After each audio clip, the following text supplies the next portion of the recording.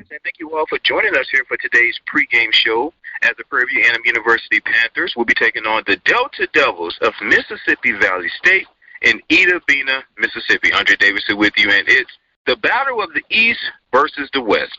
The Panthers of Prairie View A&M representing the West Division, and the Delta Devils of Mississippi Valley State representing the East Division of the Southwestern Athletic Conference. For those of you that's been keeping up, it's been a very interesting year in the SWAC for this 2022 campaign. Both teams on two different sides of the spectrum of things. For the Panthers, a win today will solidify their spot in the SWAC championship game, where they'll likely take on Jackson State in Jackson, Mississippi. And if they're not successful today against the Delta Devils, then their postseason hopes would be in the hands of the Texas Southern Tigers of the Western Division, and they would need the Tigers to lose to Alabama A&M, who hasn't had a very good season this year either. So there's a lot at stake for the Panthers here in today's contest that we'll dive deeper into later on in our pregame show. And as for Mississippi Valley, this is more so a finish the season strong game for those guys, if you will, and leave the contest with something to build on towards next season. The Panthers are coming to today's contest with a 6-4 overall record, with a 5-2 record in conference play. They're coming off a much-needed road win last week against Arkansas Pine Bluff by the score of 55-24. That game was featured right here at the Upper Mike Broadcast Network by way of simulcast. But if you did not catch the game, just to bring you up to speed, the Panthers got down early, not by much, but they were down early in the first quarter by a score of 10-7. Then, to start the second quarter, the Panthers drove the ball downfield for 65 yards through 10 plays and was capped off by a 10-yard touchdown pass from Trayvon Conley to Trevion Jones. The Panthers went on to score two more times in the second quarter to take a 28-17 lead at the halftime. Although the Golden Lions managed to put up 7 more points in the ball game, it was a second-half dominance by the Panthers, including the third quarter shutout to seal the victory.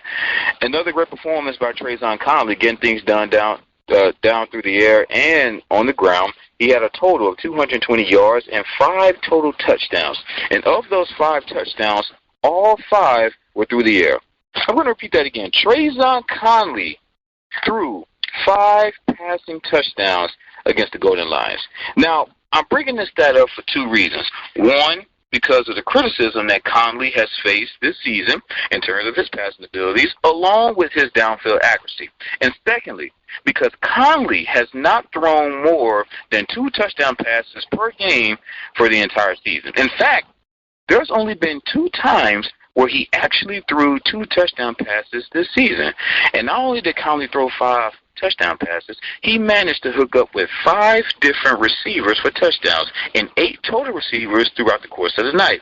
So congrats are in order to Trayvon Conley for having another monster performance, which is something that Panther Nation has been accustomed to witnessing all season long. Now, another area to highlight for the Panthers was their rushing attack against Arkansas Pine Bluff. We talked about their ability to run the ball all season long, and last week was no exception to the rule. The Panthers finished with a total of 304 rushing yards that was distributed through 7 different running backs. For several weeks, the Panthers were hovering around that number 2, number 3 spot in the SWAC for rushing yards this season, but after last week's performance, they've moved up to that number 1 spot for rushing yards this season. So much-deserved credit to head coach Bubba McDowell for sticking with the preseason game plan of utilizing all their running back weapons to get the job done. Now, for the Delta Devils, they're sitting at a 1-9 overall record with a 1-6 record in conference play. They're coming off a road loss at Southern University by the score of 27-7.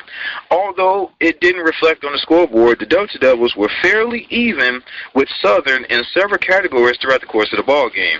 16 first downs for Mississippi Valley to just 17 first downs for Southern. The Delta Devils were 3 for 14 on third down conversions, and Southern was 5 for 14. Southern actually had 12 penalties for 96 yards, and Mississippi Valley's 6 penalties for 59 yards. And the time of possession battle was about fairly even for both squads as well. 29 minutes and 37 seconds for Mississippi Valley and 30 minutes and 23 seconds for Southern. Again, did not reflect the scoreboard for the Delta Devils, but something to look forward to for the Delta Devils leading into this ball game. This is a team that, regardless of the final scoreboard, they're going to play tough and they're going to play physical from start to finish. And speaking of looking forward to, we're going to take a quick break, and when we come back, we'll wrap up our pregame show with a tail of the tape for today's contest. This is SWAC Football, and you're listening to the Panthers and Delta Devils pregame show right here at the Open Mic Broadcast Network. People often ask us, when will we develop an app? And I've been telling them all the time, we already have an app right at your fingertip. That app is 857-777-0000. Save this number on your favorites, put it on your speed dial, and every time there's a live broadcast, dial that number, 857-777-0000. Serving the community through faith and athletics, the Open Mic Broadcast Network, Prairie View, Texas. And welcome back to our pregame show right here at the Open Mic Broadcast Network. Andre Davis here with you as the Panthers of Prairie View A&M are on the road to take on the Mississippi Valley State Delta Devils in Itta Bena, Mississippi. Kickoff is scheduled for 1 p.m. Central Standard Time, and you can catch all the live play-by-play action right here at the Open Mic Broadcast Network by way of simulcast featuring Mr. Lee Hall. And before we jump into our tale of the tape for today's contest, as I mentioned earlier in our pregame show, there's a lot at stake for the Panthers coming into today's ball game. But more important than that, there's a word that myself and Dr. Mike Prince have emphasized starting midway through this season for the Panthers based on how they were playing through 4 quarters of a ball game. And that word is finish. In terms of how the stakes are set up for the Panthers coming to today's ball game, that word has not only become the theme of the Panthers for the remainder of the season, but specifically for this game, they have to finish. They literally have to finish. And as we look at today's tale of the tape, again, 2 teams that are on 2 different sides of the spectrum of things. The Panthers are coming in with a 6-4 overall record and a 5-2 record in conference play. The Delta Devils are sitting at 1-9 overall on the year with a 1-6 record in conference play. For the Panthers, a win here will solidify their spot in the SWAC championship game, and unless something catastrophic happens, they'll likely be facing Jackson State in Jackson, Mississippi on Saturday, December 3rd. And for Mississippi Valley, again, they're planning to finish strong and build towards next season. But more importantly, don't be surprised that they play their toughest game against the Panthers than they've played against any other opponent all season long, especially when you know that your season is already over. What better way to end your season than by ruining someone else's season? Now, that may not be the mindset that head coach Vincent Dancy has leading into this ball game, but if you're the Panthers, I wouldn't leave anything to chance. I wouldn't leave anything to chance. This isn't like last season. The stakes are a little different this year. For those of you that don't recall, the Panthers suffered losses in their last 2 games of the season against SWAC opponents last year. Now, they also suffered a loss against Texas A&M, but we're only focusing on the SWAC opponents. And of those 2 SWAC opponents, one of those losses came from Mississippi Valley by the score of 24-19. And it wasn't a situation where the Panthers were in control of the ball game and some mistakes happened and they ended up giving the game away. No. The Delta Devils were leading for the entire ball game. And some may say, well, yeah, Andre, maybe the Panthers were, resting their starters for the championship game. No, sir. No, ma'am. All of the starters for the Panthers played for the entire game. Basically, what I'm getting at is the Mississippi Valley State Delta Devils defeated the Panthers last season head-to-head, fair and square. Now, one particular area that the Delta Devils were successful at against the Panthers that you're going to have to pay attention to in today's ball game last season was their ability to run the ball. Last season, the Delta Devils finished with over 220 yards rushing against the Panthers. And of those 220 yards, 197 of those yards belonged to one individual by the name of Caleb Johnson. Caleb Johnson returned this season for the Delta Devils, and he's top 10 in the SWAC in terms of rushing this season. The Panthers have one of the slightly worst run defenses in all of SWAC football this season, so that's going to be an area that we're going to have to pay attention to throughout the course of this ball game. Now, on the Panthers side of things, there are several areas that we can point to that give the Panthers a greater advantage against the Delta Devils in this ball game. We can look at the five-headed monster for the Panthers at the running back position, and the likes of Ahmad Antoine, Jaden Stewart, the true freshman Connor Wysham, the two veteran running backs, Bernard Goodwater and Christian Mosley. We can point to the success of the offensive line and how well they protected Conley this season and how he's been sacked fewer times than any other quarterback in the SWAC. We can point to how well the defense has stepped up this season, with the exception of their run defense and in times when they get into that zone defense. All of those areas of success has contributed to the Panthers being in the position that they're in right now. But in order for the Panthers to have success in today's ball game against the Delta Devils, they're going to have to get stops on third down, and they're going to have to convert on third down when they're on offense. And lastly, they're going to need a huge game from their quarterback, Trayvon Conley. And we're talking about a quarterback that's 8th in rushing in the SWAC, 4th in pass percentage, and he's 3rd in pass efficiency. So when we talk about the criticism that he's received all season long in terms of his passing ability, now he may not have the yards this season. He hasn't had the opportunity to post up the yards this season, but these three categories are important throughout the course of a ball game: pass percentage, pass efficiency. And on those two items, he's top 5 in the SWAC. Not to mention, he's number 1 in the SWAC in scoring this season. So if you're Panther Nation, you can rest assured that when in doubt, your quarterback, Trayvon Conley, will find that end zone. And they're going to need a monster performance from him to seal the deal and make it back to the SWAC championship game. And with that being said, it is time for me to exit stage left as our pregame show has come to an end. Myself and Dr. Mike Prince will be back at halftime to provide a live halftime report on today's contest as the Panthers are ready to get things going here against the Delta Devils of Mississippi Valley State. And until halftime, we will now turn things over to Mr. Lee Hall with the call for today's broadcast. Mississippi Valley State University, a history.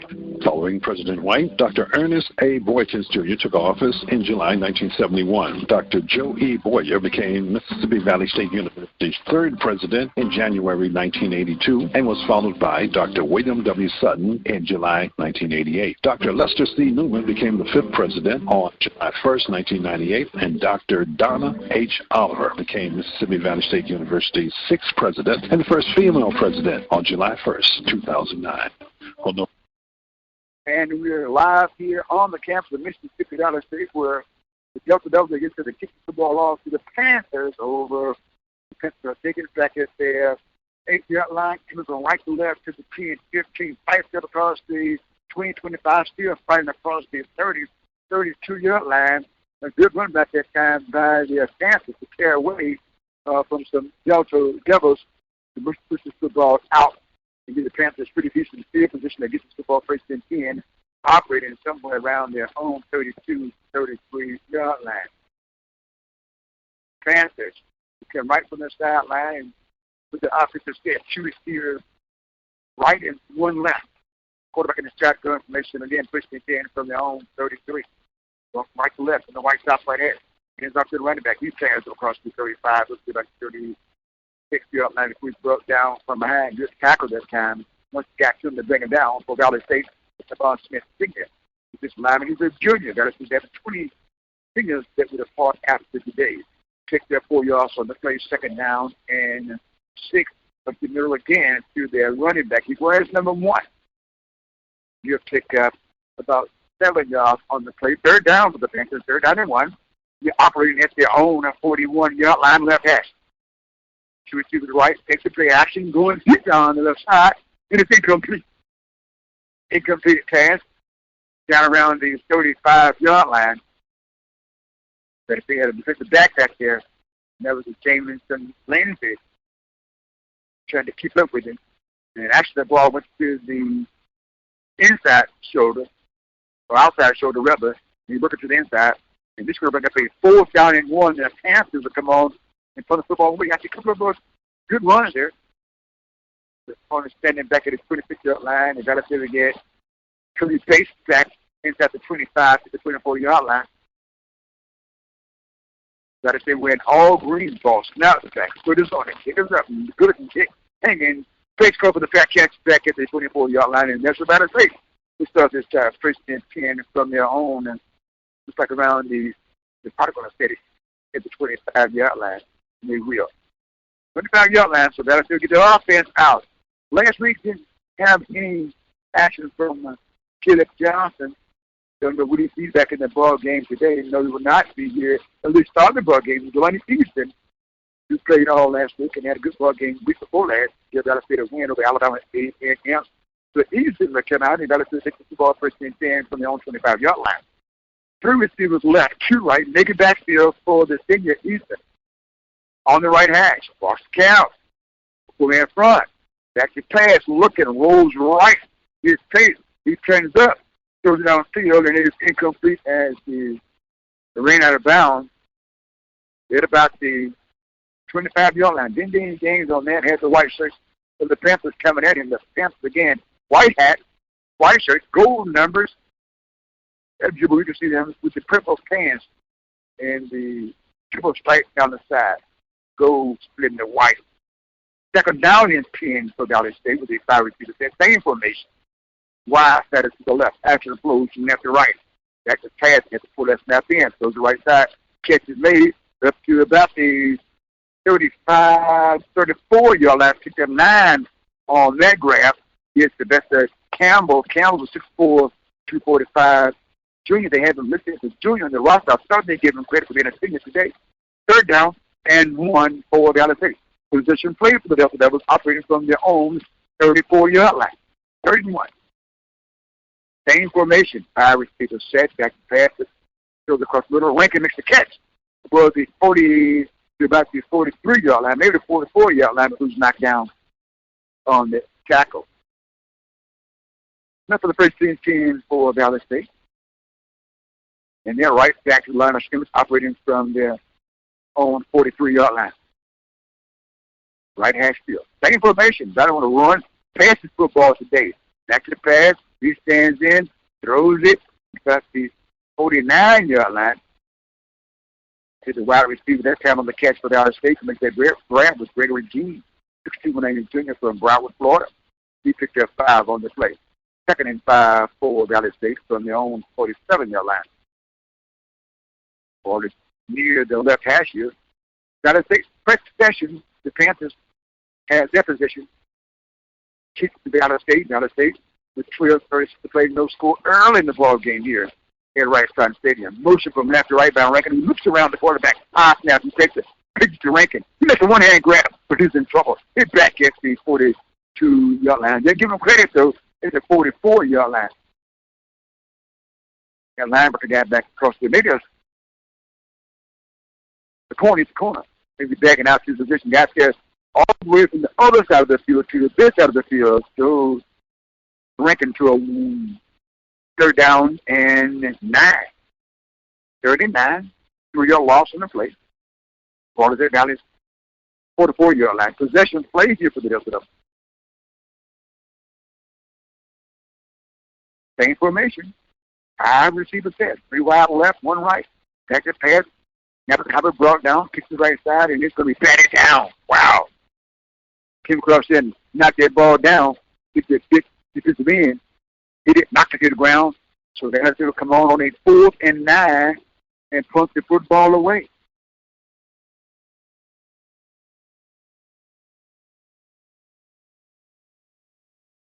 The net is coming on, standing back at about the 25-yard line. The return man for the Panthers standing back at his 15-yard line. All snap back, good snap, push, coming, kick us up, and over in, back pedals to the 15. Comes forward to the 20. 25, out of bounds at about the 26, 27-yard line. That time's coming up. 2 running out of bounds for Valley State is Jaron Fox, the linebacker, 6'1", 212 sophomore. And the Panthers will get this football. And this would be their second possession. First one, not very fortunate on that. Had to pump that away here. They'll take it first down at 10, operating from their own 25-yard line. They'll set 3 receivers wide right, 1 left. Take it. play action by the quarterback, pitch to the far side. He has one room at 30, 35, 40. 45 midfield. Out of bounds at Dallas 49-yard line. Nice catch by the receiver over on the far side. Get the football in Dallas territory at the 49-yard line. First and 10 from that point. Ball on the right hash. On receiver that direction, 3 wide left. Quarterback going to have a back on his left side. And the first and 10. Looking to his left. Takes the snap. Goes to his back. He drives up, and he's going to be caught and pulled down on the play. He might pick up 1 yard on that play before he's brought down. That is Jerry Fox, the linebacker, 1-2-12 sophomore from Cordell, Georgia, Christian County High School. Second down and 8. For the Panthers from Dallas 47-yard line. Shotgun snap. Throws it across the middle. Receiver has it at the 36-yard line. Just fired down. The Panthers leading football now in Dallas territory, 36-yard line. First big again, catch 2. Between the hash. The receiver says the Panthers in a hurry. This time they give it to their back. And you're picking some positive yards. With net there, kind of pushed back and run Thomas in on that guy. Also runs football. Apparently has a nose for the football and Garen Fox again. He was in on that too. A 3-yard pickup on the play. Second down and 7 for the Panthers from Dallas 33-yard line. No score in the football game. 9:40 to play. 0-0 score here. 4 receivers set. Doubles left and doubles right. Back on the left side of the quarterback. Motion from left to right by the wide receiver. Going to overload the right side. And the movement along the line of scrimmage on the offensive side, according to the Dallas State defense, they're pointing in that direction. And they're right. The little procedure on the Panthers, white hat, white top, purple pants, stockings. Most of them have on white shoes. If not all. Now you mark off. Second down and 12 instead of second and 7. Second and 12 for the Panthers from the Dallas 42-yard line. Panthers got a lot of shuffling going on here trying to get lined up. 13 seconds on the flip clock. No issue there. 2 receivers right, 2 left. Next back to your line. Motion from right to left. Back is coming around the left side. Gets a block of 35. 30 brought down to the 28-yard line. Tackle for Dallas State. To bring him down with Kenneth Alexander, K-A-L-R-B Alexander, he's the back 5'10", 185 ratio freshman from Phoenix City, P-H-U-N-I-X, Phoenix City. And it's a third down and 3 for the Panthers from Dallas 28-yard line. No score in the football game, 8:46 to play in the first quarter here. Quarterback play action runs at 25, 20, cuts inside. Brought down and across the 25-yard line, up to the 15-yard line on the tackle for Dallas State was Jaron Fox again. It's going to move the chains for the Panthers that got to sit down at Dallas 15-yard line. First down and 10 from Dallas 15-yard line left hand. They'll put 2 receivers wide right, left side of the open, back on the left side of the quarterback. Snap. Dance in the middle, right down to the 10, still pushing down to about the 8-yard line, just inside the 8-yard line for that running back. Apologize for not having a roster, but still getting one to us first clearly. You credit the players. That's making it good for the Panthers. 7 points to play, no score in the football game. Panthers, though, in the red zone. This is their second possession. They receive the football first. Now it's second down. And about 3. Hands it off, but the tackle 5, touchdown. The Panthers quarterback kept that one into the end zone. At the 8-yard line. Quarterback keeper, back there, almost walking to the end zone for an 8-yard run. With 7 minutes, 24 seconds to play in their first quarter. Coming on for the point after touchdown, keeping my right well left. Line is set, outstretched arm of the holder. Right foot kick is up, and it's going to spit the uprights. And the Panthers on their second drive to take a lead over Mississippi Valley State by a score of 7-0. We're break to come back. Valley State football on the Mississippi Valley State Sports Network. This is Mississippi Valley State University, a history. Following President White, Dr. Ernest A. Boykins Jr. took office in July 1971. Dr. Joe E. Boyer became Mississippi Valley State University's third president in January 1982 and was followed by Dr. William W. Sutton in July 1988. Dr. Lester C. Newman became the fifth president on July 1st, 1998, and Dr. Donna H. Oliver became Mississippi Valley State University's sixth president and the first female president on July 1st, 2009. On November 6, 2013, Dr. William Bynum took office at Mississippi Valley State University as the seventh president. In May 2017, Bynum departed Mississippi Valley State University to become president of Jackson State University. Dr. Gerald Briggs, who served as an executive vice president and chief operating officer in Bynum's administration, was named interim president of the university shortly afterwards. In 1998, the university renamed many of the buildings on campus. You've been listening to Mississippi Valley State University, the institution, a history. G-Wood Live Radio, GWoodLiveRadio.com, G-Wood Live app. Welcome back. Valley State with a good run from Donald Johnson III, bringing the football back from the 12-yard line up to got his 38-yard line. Good run by him. I tell you what, he took a really shot from the kicker. The ball off. He had to make a tackle downfield. Good tackle, too. Hit him hard. Lewis Ray. Got a state first thing 10 from their own 39. His pick right side. Got to pick up a few yards on that. Had to raise his hand high to pull the ball in. So got to stay for a few yard gain. That's Gregory G. 290-pound junior. Take that 3 yards on the play. Second down and 7. Second and 7 for Valley State from their own 42-yard line, right hash. Back in the backfield, that's Thomas. He's his quarterback. He was right. We're going to have A's back wide left on the slot left side, or right side, should I say, is Gregory outside receiver. So got to sit on the right side. Gregory T. Now back to pass. Looking going deep on the right side and incomplete. Ace wanted a pass interference. He thought he was pushed.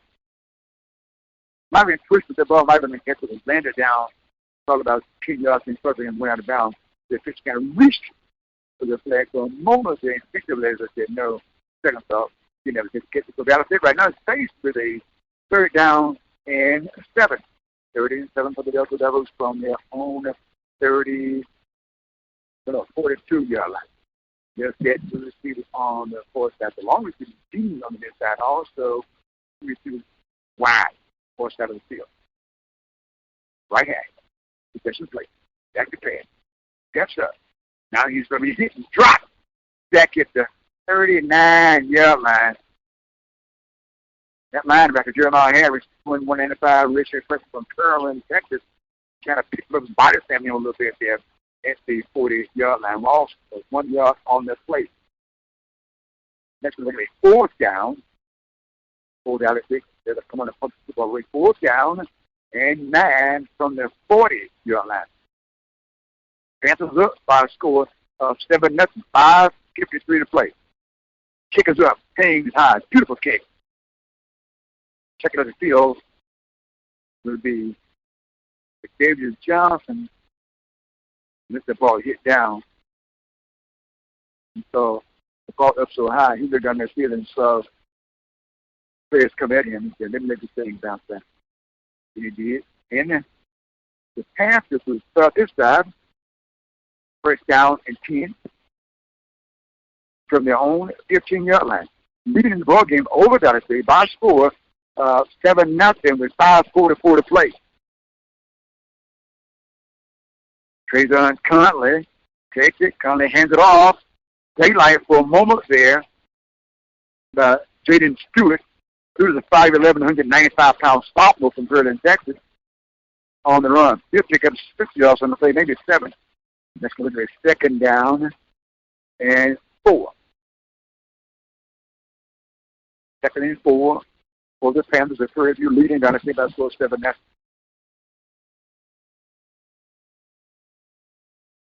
He's a pitch out to the flat. Catch is made by Howard.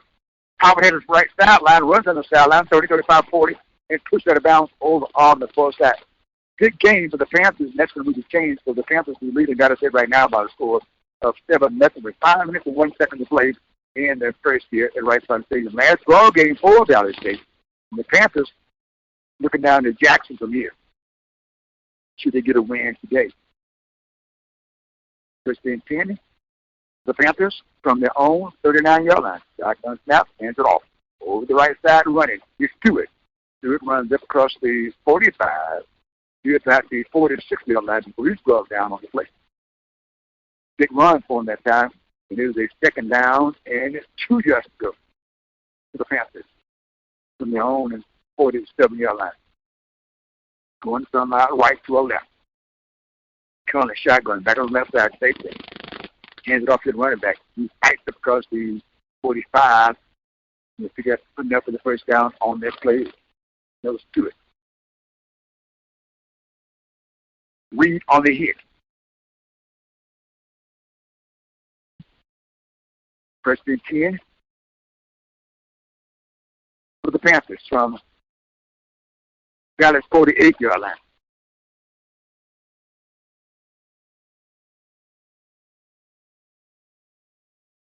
Here's a handoff left side. Running to the left. That is Wisham. Connor Wisham. Big, tall, 180 freshman from Brownsville, Louisiana, Zachary High School. He'll pick up 5 yards on the play. 2nd down, Reed on the hit again. We were back tackles for Valley State. 2nd down and 5 for the Panthers from Valley's 48-yard line. Kelly back on the right side. Takes the play action. Bends down. Back pass. Pass that football. 3rd down. And it is incomplete. Perfect play that time by Valley's corner. Get down there. And just as the ball is about to land in the hands for Trajan Phillips, and as his hand was coming up, you can see the corner reach out and stop that right hand from coming up. Anthony turned it down and knocked his hand away, and he couldn't get the hand up to pull that ball in. And there's a flag on the play at midfield holding against the Panthers of Prairie View.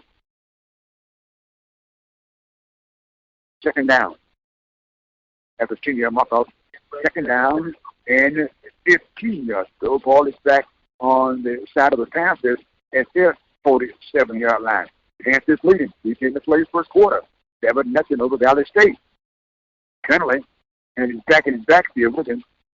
It's going to be Wisham on his right side. 3 receivers in that direction. Wide right. Takes the snap. Hands off. Wisham takes it. Drives behind his offensive point. Across the midfield. And down at the 48-yard line. Yeah. Say one thing. The Panthers, should they win, they're headed to Jackson. And they were these teams are really fired up today. One trying to get to the championship, the other trying to get a win to take them so far and maybe to the off-season. And they're really going at it. 3rd down after 4-yard pickup, 3rd down and 11 for the Panthers from Valley's 48-yard line, left hash. 2:17 to play. 3 receivers right, 2 left, Valley State. A 4-man front, and the Panthers will ask for and will receive a timeout. The timeout will take one as well. Panthers leading over the Delta Devils by a score of 7-0. 2:09 to play in the quarter. You listen to Valley State football on the Mississippi Valley State Sports Network.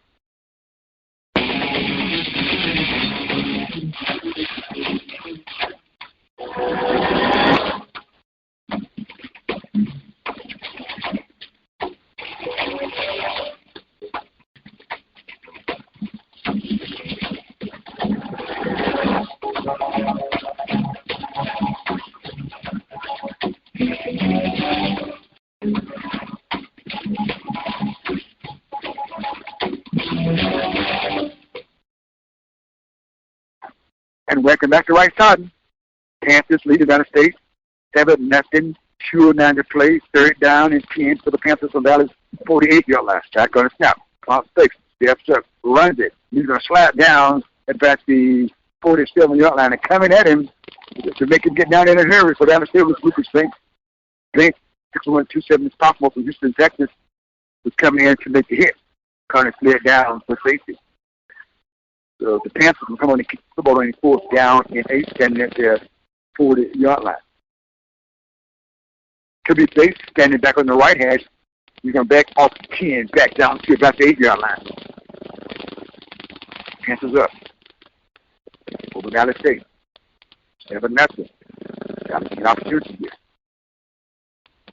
Ball snap back. No rush. Kick is up. Base runs on it and back the 13, 15, 17-yard line. And that's where Dallas State was still this drive. First and 10 from their own 17-yard line down. Lost score of 7-0. 1:21 to play in the quarter. Got to get the offense on there by Houston, the senior. One receiver wide right.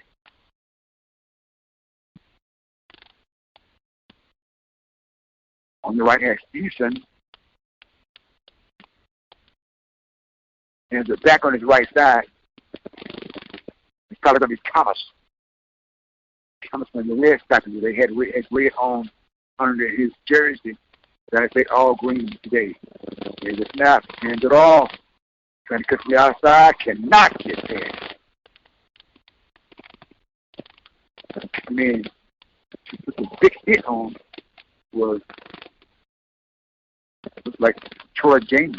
This one, the sophomore, the senior from Baton Rouge on the hit.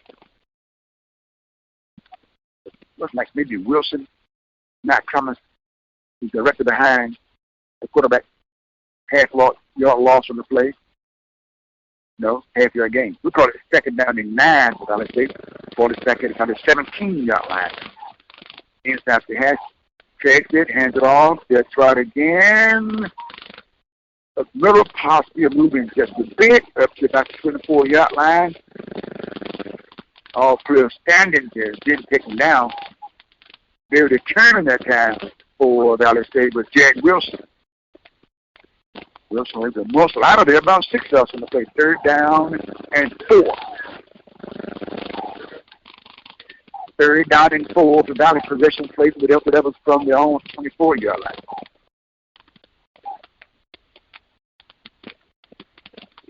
Houston, 20, 2 to the left. The clock going to run to 0, so 1 quarter is in the book. Panthers on top here by a score of 7-0 over Mississippi Valley State. It's time to come back. You're listening to Valley State football on the Mississippi Valley State Sports Network. Come party with us for Casper's DJ Anniversary and Birthday Bash, Saturday, November 26th at 8 p.m. at the Elks Hall, 106 East Scott Street, Greenwood, Mississippi. And performing live, Andrew Booker, Columbus Toy, along with DJ Jammin Stein, Simon, and Al, the Dynamite One, and a host of others.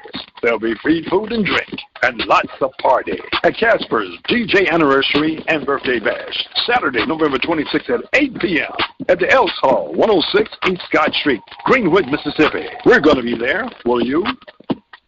Don't ever wonder how your final arrangements will be made for your homegoing celebration. At Kimberly V. Byers Funeral Home in Greenwood and Belzoni, we will help guide you and your loved ones on the right path. At Kimberly V. Byers Funeral Home, we offer complete funeral services. We specialize in quality customer service, and we bring along with us over 14 years experience in funeral home business. Located 1015 Carrollton Avenue, Greenwood, 602 Church Street, Belzoni. Give us a call, 662-644-5016. It's not just our job, it's our calling. You're listening to G Wood Live Radio. G Wood Live Radio is streaming 24/7.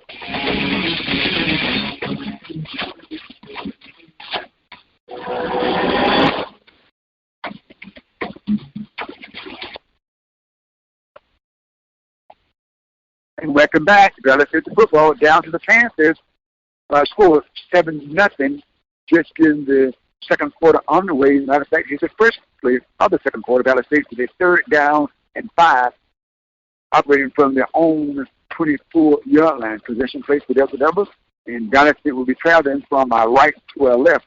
Kicking to the ball game was Cameron Gardner, a 6'4" wide receiver for Valley State. He's a handoff to Wilson. Wilson first down. Wilson 30. Wilson's head. Runs a tackle. 40, 45. Good field. Not quite. Not got to bounce at the 48-yard line. But I'll tell you what. Jared Wilson ran over a couple of would-be tacklers and got there and hit the one at the 48-yard line, 49-yard line, and moved the football up to the 49-yard line. First and 10 for Valley State from the own 49-yard line. I'm thinking Mr. Bryan for bringing those stats to us here. We'll get them figures. First and 10 for Valley State. Valley State down by a score of 7-0 to the Panthers. Early second quarter, right hash. Houston hands it off. No, play action. Down the field. Incomplete. Or he threw a bullet down the right side. That ball went sailing right through the hands of Miles Hobson, the intended wide receiver. That ball really sped down the field on a bullet pass. Somewhere around the 30, 25-yard line. And he caught it. Second down and 10 for Valley from the home 49-yard line. Right hash. A blue receiver set. 3, 2 left, 1 right. The rankings on the inside. And also on the near side, as we said earlier, Gardner and single receiver on the far side. Shotgun formation. Wilson on the left side. There's a snap, play action. Going deep on the left side, looking for Rankins. And it is kicked off by the Panthers. So look on the phone. The Panthers are going to take this one. They're picking off at Valley's 11-yard line. That ball was intercepted by Logan Jackson, the corner, 6 feet tall, 186 senior from Dallas, Texas, with the INT. That's going to give that football to the Panthers, and they'll have it. Leading Dallas State by a score of 7-0, 14:02 to play in the second. And nearly going from our left to our right. Quarterback takes the snap, hands it off. A little running room here for Stewart. Stewart will pick up about 2 yards, 3 yards on the play. We give him 3, and that is a second down, more like 8. Second down and 7. The ball is at the 16-yard line, 17-yard line. Right hand.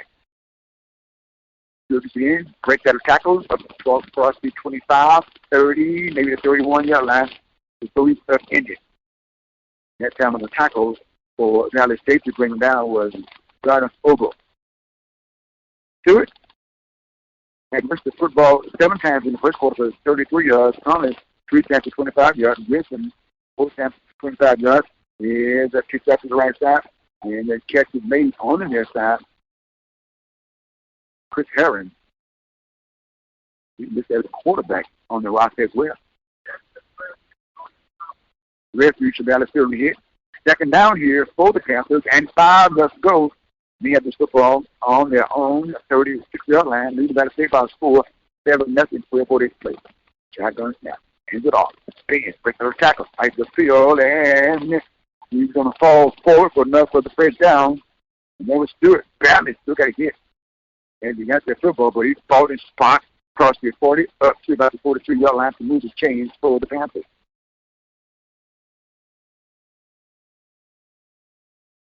Traylon Connors, 6'2", 85-pound, redshirt junior, is the quarterback. Takes a snap. Snaps later to his right. He hands it off. Thomas going to get in this time. Knock down Stewart. And Stewart, actually, Wisdom would pick up 1 yard on the play. Second down and 9. They hit it hard out there, too, on a cold November evening. Second and 9 for the Panthers, operating from their own 43-yard line, leading by the state by a score 7-0, 11 people on the play in the second quarter here. Down on just part of the field. Right hand. Motion from left to right. And Connor would keep this one. He had picked up a couple of yards on the play before he hit Van Buren Reed and Thomas. Third down, possession play for the Panthers, operating from their own 46-yard line. Third down and 6 from their own 46-yard line. Ball is right between the hash marks. Two receivers is wide right, to the left as well. That was a full-man front, naked backfield for Conley. Takes the snap, stands in, throws it to the right side, and it is incomplete. Almost picked off of the in front of Dallas bench. Almost counting up with that was Caleb Alexander. The defensive back, 5'10", 185, red-shirted freshman from Phoenix City, boy, get some playing down here. Central High School graduate. And on his fourth down. So the Panthers coming up. 4th and 6. And here come on and kick the football away. Kevin Bates would come out and he's standing at the 20-yard line to our right.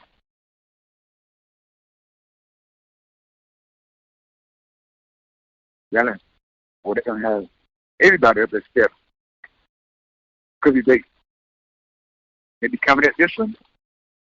The kick is up. High kick. And over in. Bates call for the fair catch at the 18-yard line. That time, breathing down on him was Dallin the curate, the corner on special team.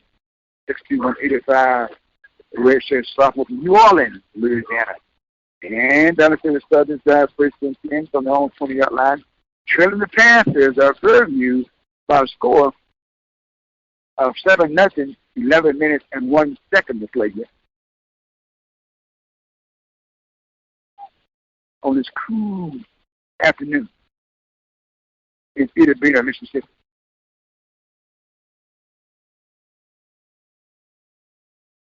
Valley State, first and 10, again, from their own 20, going from the right to a left. Two receivers right and one left. And I think this is Thomas out there as a running back for Valley State now. Dakota Thomas, 60 tall, carries 235 pounds. New Orleans People's Junior. I'm probably going to run it here. Oh, no. The 5-yard mark off against Valley State. And it's the first down. And 15 for Valley State. Ball is back at Dallas 15-yard line. I don't know what happened on that. Houston. Two receivers left, one right. A clap of the hands, high snap, gets the jump to get it, goes to Thomas. Thomas downfield across the 25 for full field in the football, up across the 30, and he has enough to first down. 15 yards and more on that one. Before he's brought down on the tackle by the linebacker of Prairie View. First and 10 from the 30-yard line for Dallas State. Thomas gets it again to the left side. Thomas lowers his shoulder, runs down to the 40-yard line. You're going to give him the 39-yard line. And you have players here, boy, they really want to get out after one another on this outside. Thomas picked up 8 yards on that play. Second down, 2 yards to go. Wagner, right? Ranking the slot on the right side. In the ball game now for Dallas State to line up on the left side as a wide receiver is Tenoris Brookins the second. A two receiver set. Thomas behind the quarterback. Easton takes it. Looks for Thomas, I think, wasn't there, turning up across the 40, keep at the 42-yard line. He looked as if he wanted to look to his right side and the ball to Thomas. Was not able to do that and went right into the pile. And the Panthers were getting the only needed a couple of yards, get the first down, and he did. First and 10 to Valley from their own 43-yard line. Down by 7. 7-0, 9:35 to play. Puts the pitch right side, and Lincoln had to try to come back. Yes, go back with, couldn't come back with 4 in the fall field incomplete, and that would bring up a second down. And 10 to Valley State from their own 43-yard line. Couldn't get that one completed.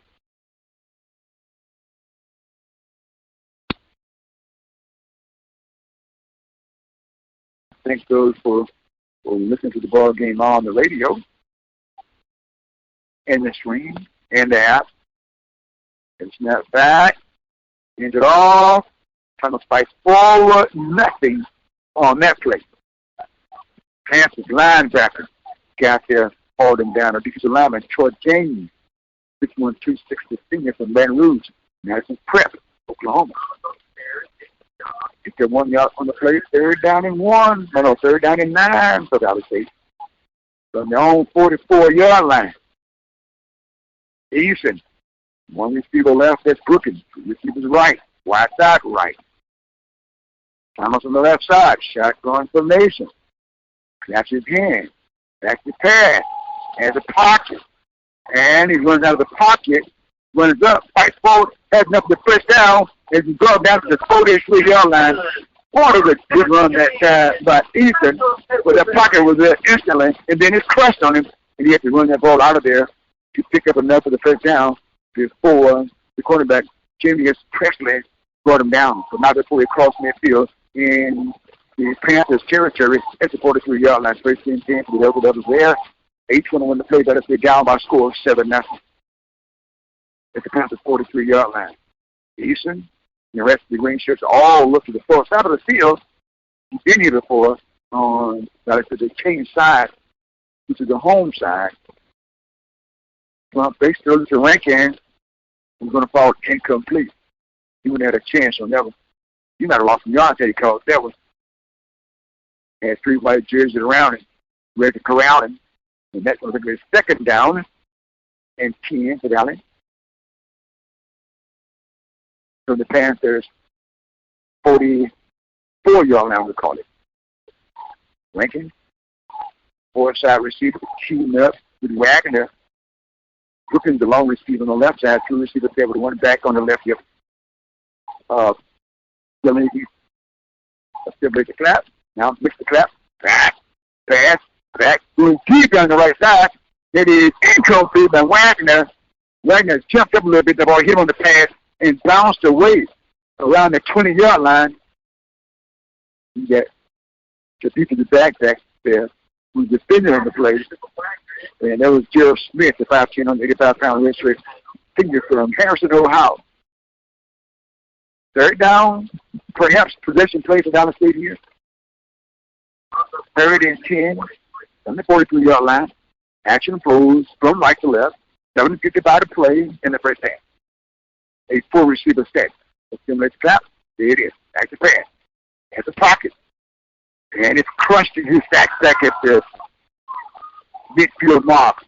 Again, on the tackle and the sack going toward James. Creating for a 6-yard loss on the play back up at the 48-yard line. And Dallas will come on and punch the football away to the Panthers. The Panthers leading by a score of 7-0, 7:30 to play. Back to return the kick. James Presley. You have two players wearing number 4 for the Panthers. Also Xavier Johnson. So Isaac, it would be Johnson or Presley back. Sending back there at the 10-yard line.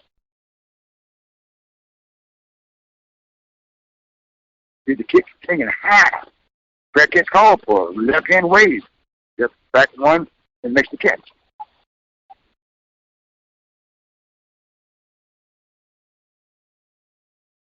And that's what the Panthers still this guy. Texas Southern is at Alabama A&M. That ball game is on the way as well today. A 1 p.m. kick. Jackson State is at Alcorn. A 2 p.m. kick. And the Panthers lead Nevada State by a score of 7-0, 7:03 to play. They can see the Panthers from their own 12-yard line. Now back to Collins. Quick handoff. Right side. Fired up. Breaking tackles. It's Stewart. Stewart fights his way out across the 25-yard line, up to the 29-yard line. First and 10 carries for Stewart. The ball was set down at the 29-yard line. He never bent over on that run. Just kept running straight downfield. First and 10. 29-yard line. Light hash. A full man storm for Dallas State. And 2 receivers set. Stewart gets again. He's going to be met and set. Got to run at Thomas. Thomas has nothing to play with. I think Thomas was in a running for one of the awards giveaways.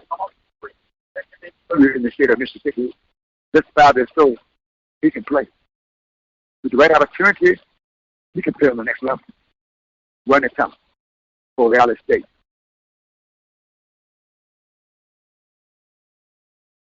It's from Clinton, Mississippi. Loss of 3 yards on the play, 2nd down and 13 yards ago for the Panthers from their own 26-yard line, ball on the right hash. And with 2 seconds, back to pass in the flip up. The absurd runs to the left. Chase has some positive yards because the 30 to 34-yard line. There was Connolly on the run. His helmet would come off, and you see this purple scarf he has on, but it's purple through. His helmet came up, and he took that baseball slide, put down his bottom, and Panthers to get a new quarterback in the football game. It's going to be Chris Herron, who also lined up as a receiver early in the ball game. Panthers 3rd down and 7 from their own 32-yard line. 5 to the play. Panthers up by score 7-0 over Valley State. Back pass, hands it off, and they'll run it this time to Wisham. Wisham will pick up about 1 yard on the play, maybe 2. And it's a 4th down and 5 for Prairie View at the 34-yard line. And they'll come on and pump this football away with the Panthers.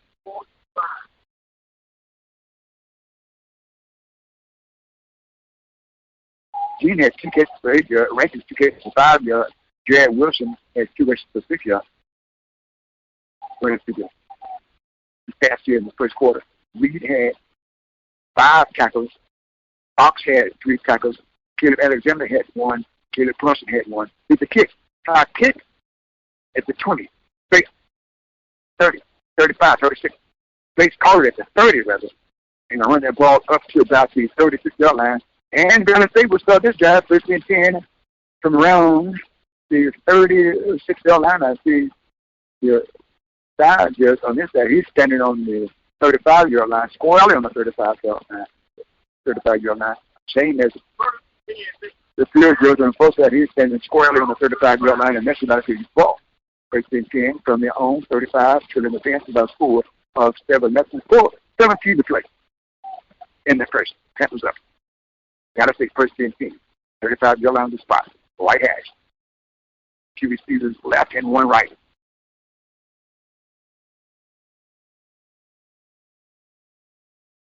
And then it's Jared Wilson back in the ball game on the left side of Eastern. They snap, back to pass. It's Dr. Rankin. They catch 35. 40. Sideline. Out of bounds at the 41-yard line. Caught that ball and squared it left to his left side. Step up across the 40, out of bounds at the 41. He takes 57 yards on that catch. The 2nd down and 4. He took it 6 maybe. 2nd down and 4 from the 41. You get a Hall of Fame, a SWAC Hall of Fame it is. Jerome Blick. They couldn't the same thing. 2nd and 4. Left hash. A 2 receiver set. 2 to the short pass this time. 3 to the short pass. A's to get 8 moves up. A's trying to fight to the 45-yard line, can't do it. He didn't stop him. What prevented him from getting the first down on that play was linebacker Keyshawn Johnson. This big tall tree dream from Duncanville, Texas, ULM. I think they're being transferred from the University of Louisiana Monroe. 3rd down and 2 for Valley State. From their own 43-yard line, they need the 45. A's receiver wide left, Rankin receiver on the far side. He's tuned over on the far side by Javon Hall, HFWS. Back to pass. Jared Wilson outside. Wilson fight.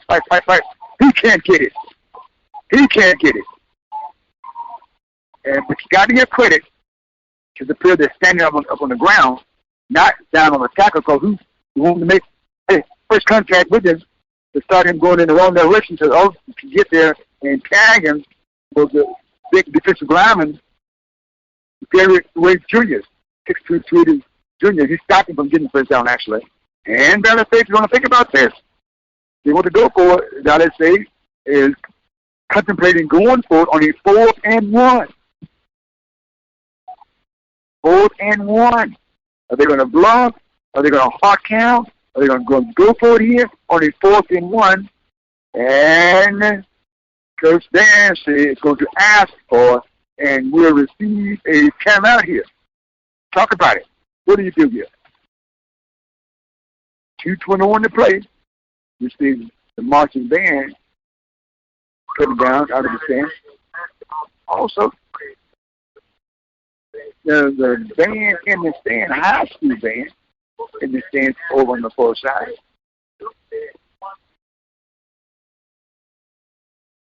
Now, I see, had a basketball game last night, too, here on the campus. It's on North Alabama. They were in that ball game last night. I'm hearing that the women's team and the men's team said they're looking good. And congratulations to SWAC schools, people. They're out there representing. They're out there paying the schools with a lot of money. They got to make that, but also they're looking good.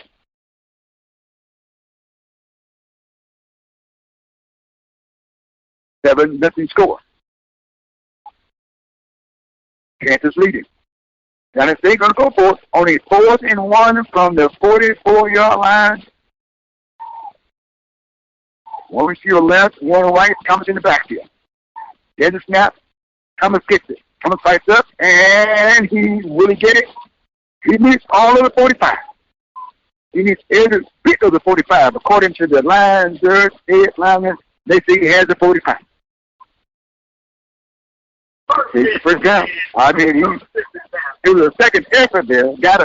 I wouldn't even call it a surge, but Thomas, 230, 60 tall, was able to get where he beat it, and that was 1 yard. First chance Kansas outlet from the 45-yard line. Dallas State trailing by a score of 7-0. 2 minutes to play in the first half. A 3-receiver set. Easy. On the left side, and there's a flag on the plate. The big procedure on Dallas State. Someone moved.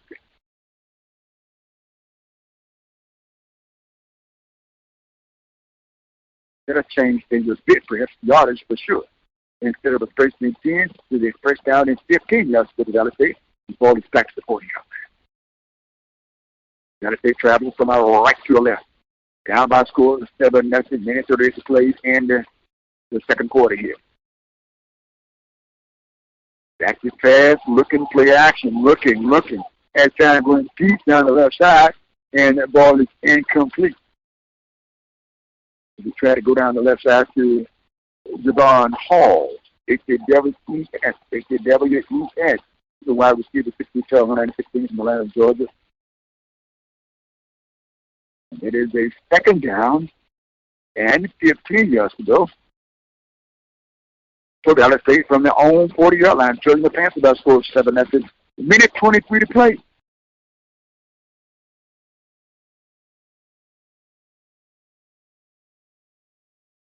$43 here in the Delta.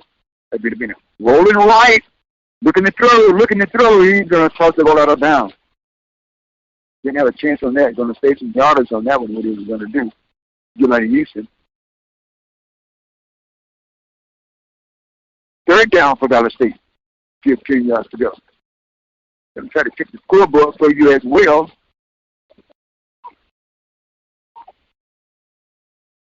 Scoreboard here shows 7-0. This is a fast-moving first half here. The fans out there braving the cold to watch the ball game. And the 43 degrees temperature here in Ada Bena, Mississippi. Third down and 5.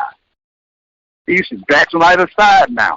Back to pass, getting protection, looking, going deep down the right side, looking for Ace, and it's picked off by the Panthers. That time, Gerald Smith will pick this one up. He's coming back. Here's that through midfield. Here's across midfield at the 48-yard line. That's an interception today. And 1 minute to play. We're still on a tango here.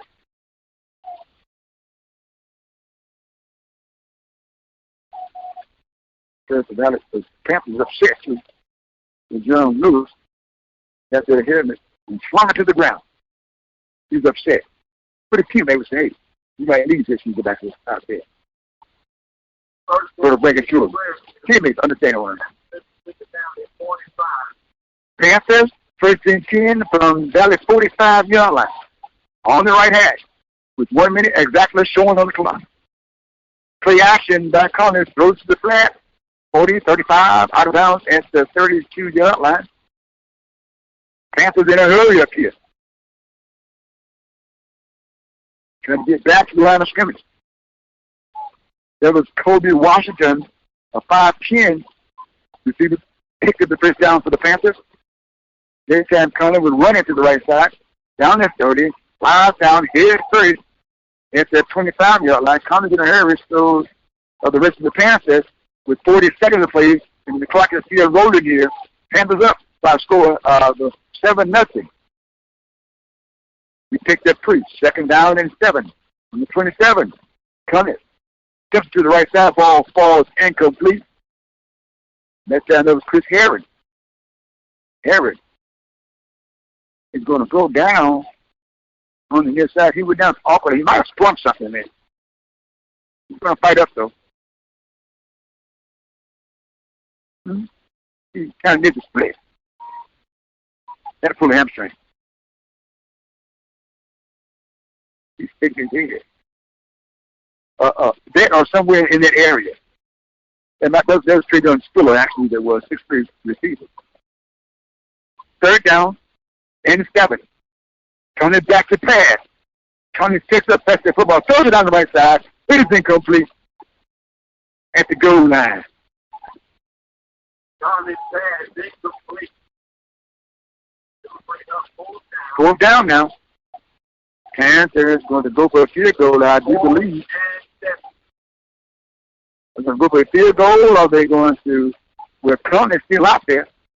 18 seconds to play in the first half. They thought about going for a field goal. They changed their mind on it. I do believe. Only 4th down and 7. Big play here will be a big play for both teams. Back to pass. First, you're going to blow, and then let's see what's going to take place here.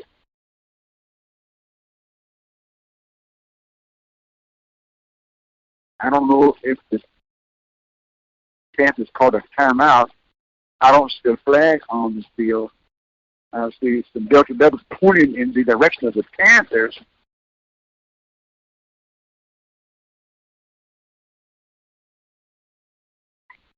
The last pass for the end zone, though, was intended for Ty Holding. Then they had a attack back in the area.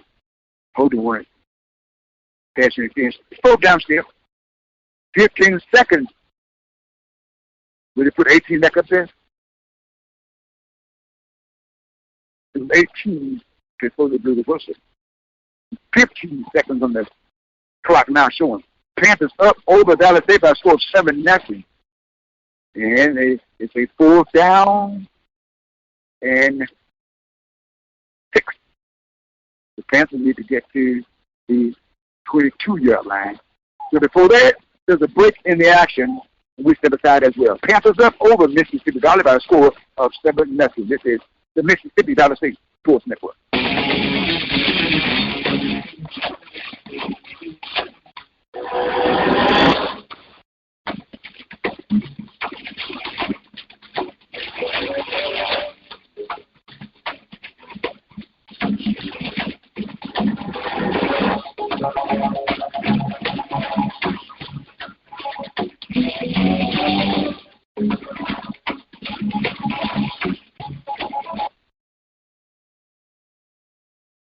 And welcome back. Panthers are going to try a 45-yard field goal. Kicking from our left to our right. From the right hash. Line is set. Let's see. And Dallas State is going to ask for a timeout. Attempting a 45-yard field goal will be the Panthers.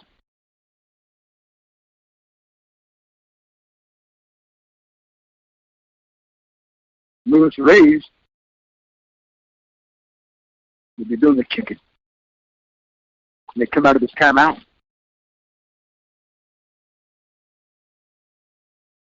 Ball is on the right hash.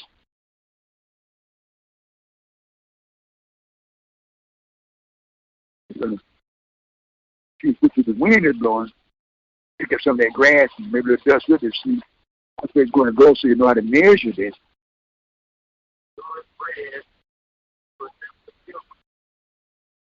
Line is set. Outstretched arm.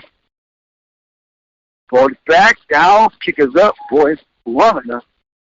And it is no good. Went wide left. Got a good foot into that one.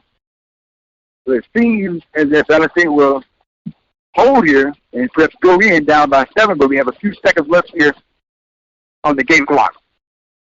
7-0 score. And LSA defense is pumped up because they were able to. There's a big difference between 10-0 and 7-0. Panthers scored on their second possession in the ball game. They received the football first. Couldn't get much work in there. And LSA got the football. Moved it down pretty good, but couldn't get anything going. The Panthers scored after they possessed the football for the second time. On the 8-yard run by the quarterback coming. At 7:24 to play in the first quarter. Ball snapped back. The one knee down by Easton. That's going to bring us to the hash here at Rice Park Stadium where the Panthers of Prairie View leading LSA by a score of 7-0. You're listening to LSA football on the Mississippi Valley State Sports Network. All right, ladies and gentlemen, we're at halftime right now. The Panthers take a 7-0 lead at half. Reyes just missed a 45-yard field goal attempt, so the Panthers are up at the moment that we speak. Tough game. Figured it was going to be tough, but whatever the case may be, the Panthers need to make sure that they get in and take care of business. So with that being said, we are going now to see if Brother Davis is able to communicate with us. Brother Andre Davis, how you doing, sir? Brother Davis is here, sir. How you doing, Mike? I'm doing good, man. Kind of tighter than what we wanted, huh?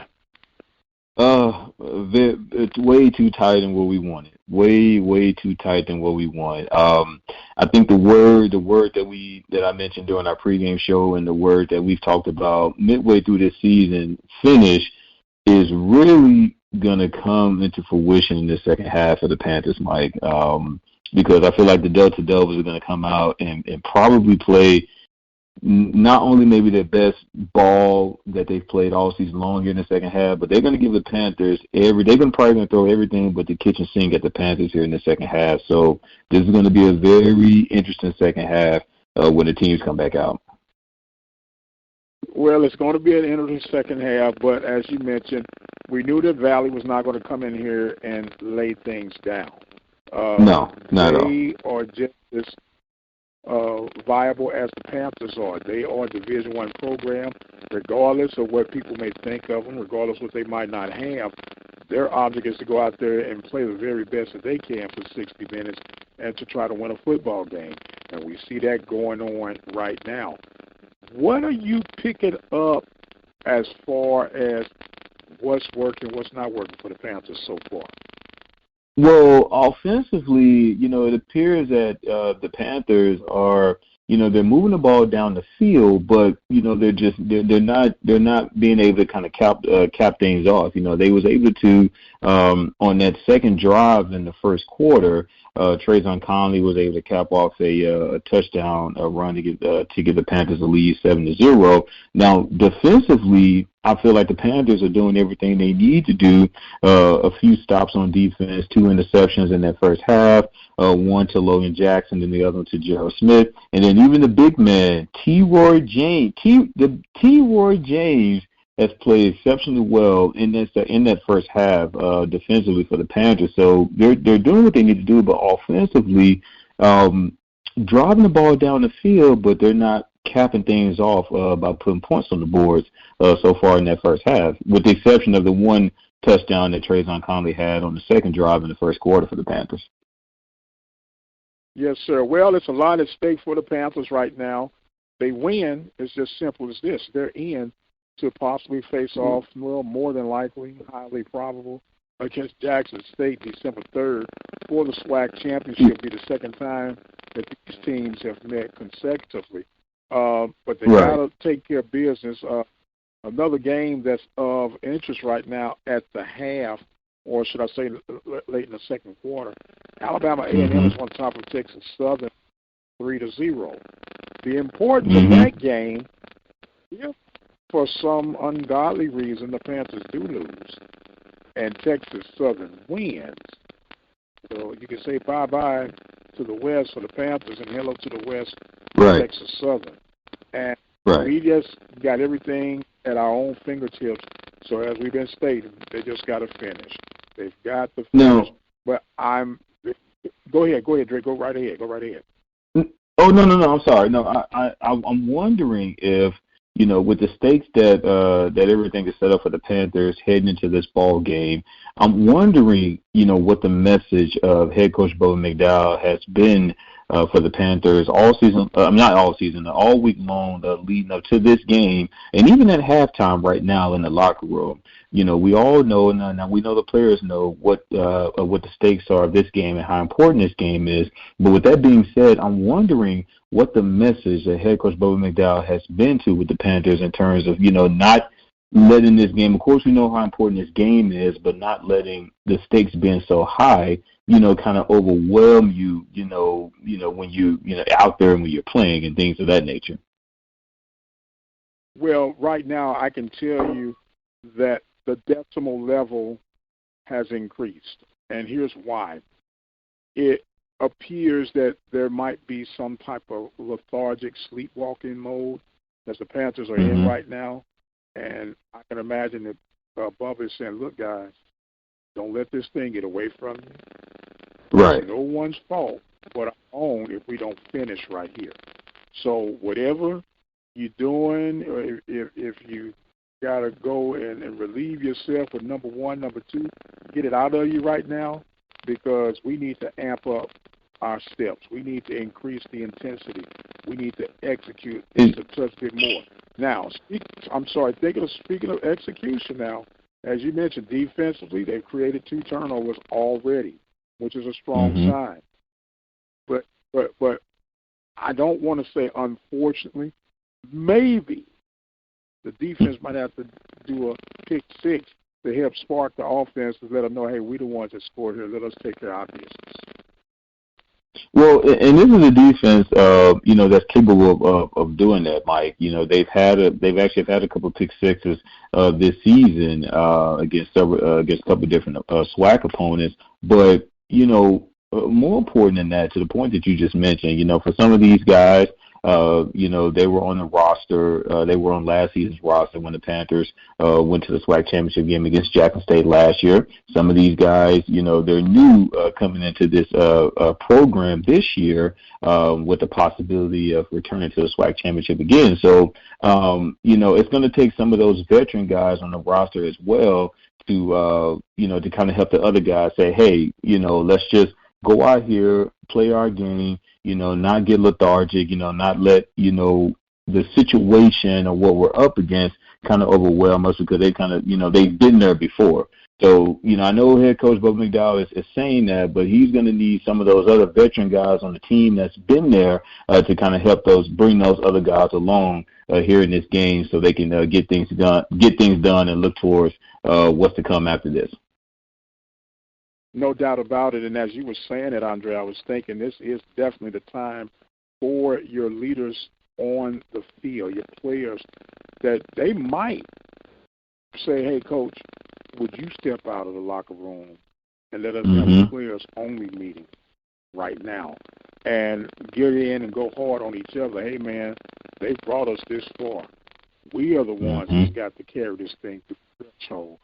They've put us in position to win a championship for the consecutive season. And let's be honest, that's not happening on a regular basis, historically recent at Prairie View. So let's change this culture. You got Coach Bubba McDowell, who, win, lose, or draw on this game, he's already established a winning season on his inaugural season. Now, of course, he wants to go further, win more games. Okay, so they've done their part. They've done Right. their part. This is player-driven right now. This is absolutely player-driven. Right. Right. And from what we've been listening to for the Panthers in that first half, it appears as though they're kind of sticking with the game plan that they, done all season long. We don't have any official live stats in front of us, just what we've been kind of keeping up here. I have 25 runs to just 8 passes in that first half of the Panthers. That's just what I have on my end, which again, similar to what they've been doing all season long. This is a program that's going to establish a run through several different running backs, and this is what they do. So, now we just kind of need them to, sustain more first downs and turn those, turnovers that the defense are getting, into points offensively here in the second half. Yes, sir. We are at halftime right now. Panthers on top of the Mississippi Valley State Delta Devils by the score of 7-0. Panthers a little bit slow out of the gate. Just missed a 45-yard field goal attempt to increase the lead to 10, but nonetheless they're up by 7.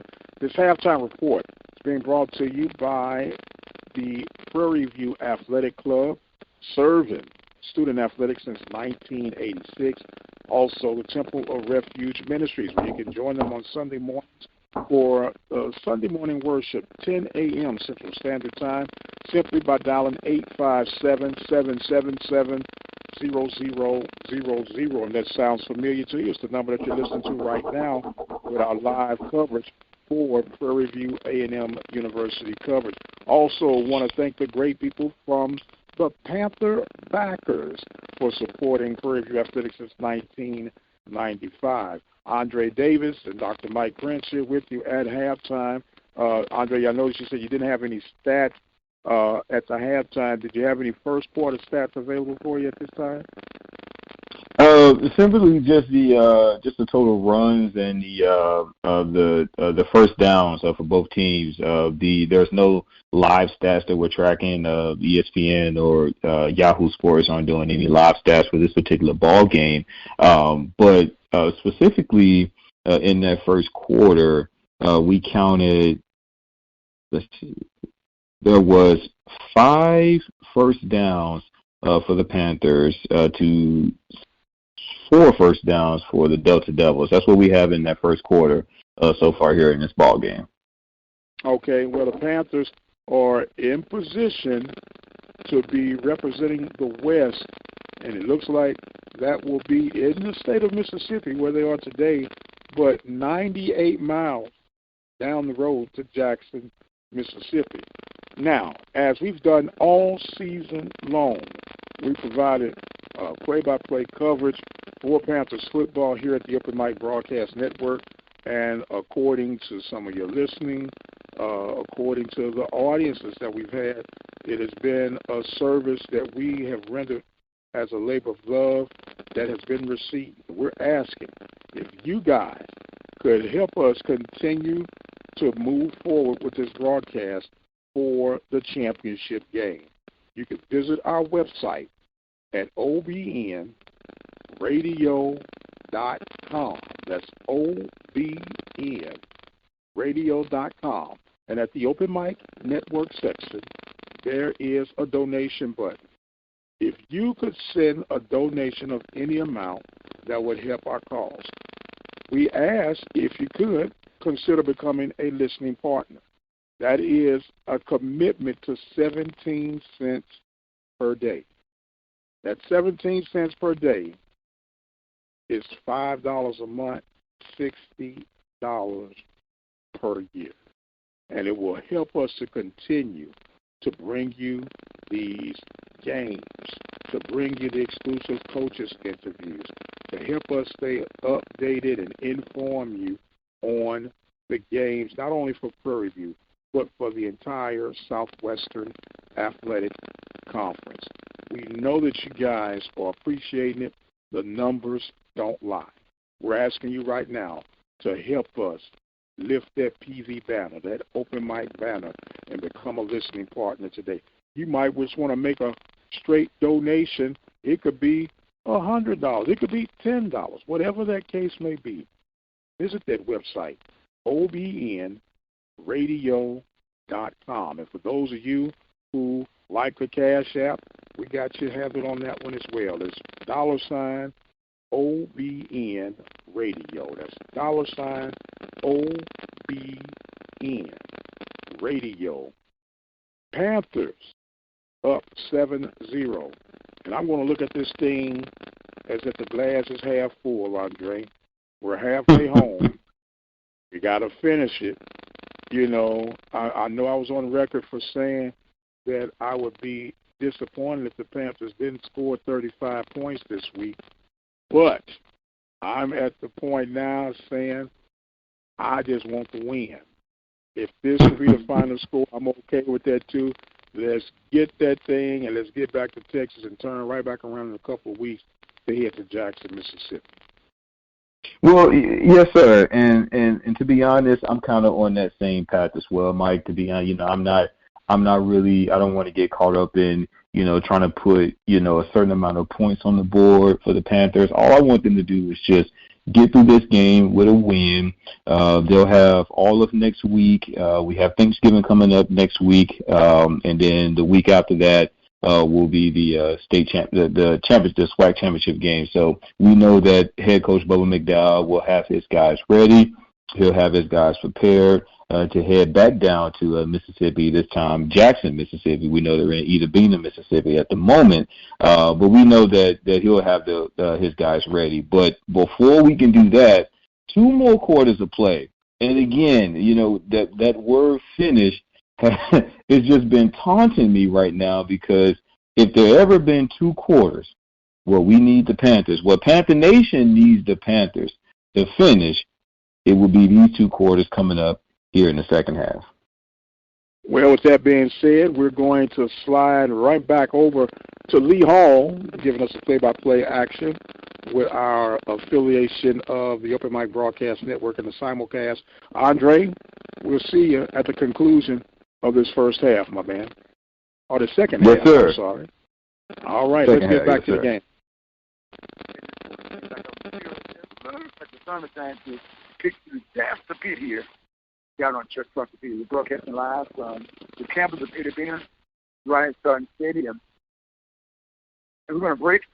We'll come back with the stats of Dallas City game. The owner score came to the 7-minute 24-second lock when Trayvon Conley with an 8-yard run. Lewis Reeves kick was good, and that's the owner score we have on the board. And for the Panthers that kicked a 45-yard field goal, it was long enough to whack to the left, and left that score at 7-0 with the Panthers leading. We're break. We'll come back. This is the Mississippi Valley State Sports Network. Stay with us. Back in a minute.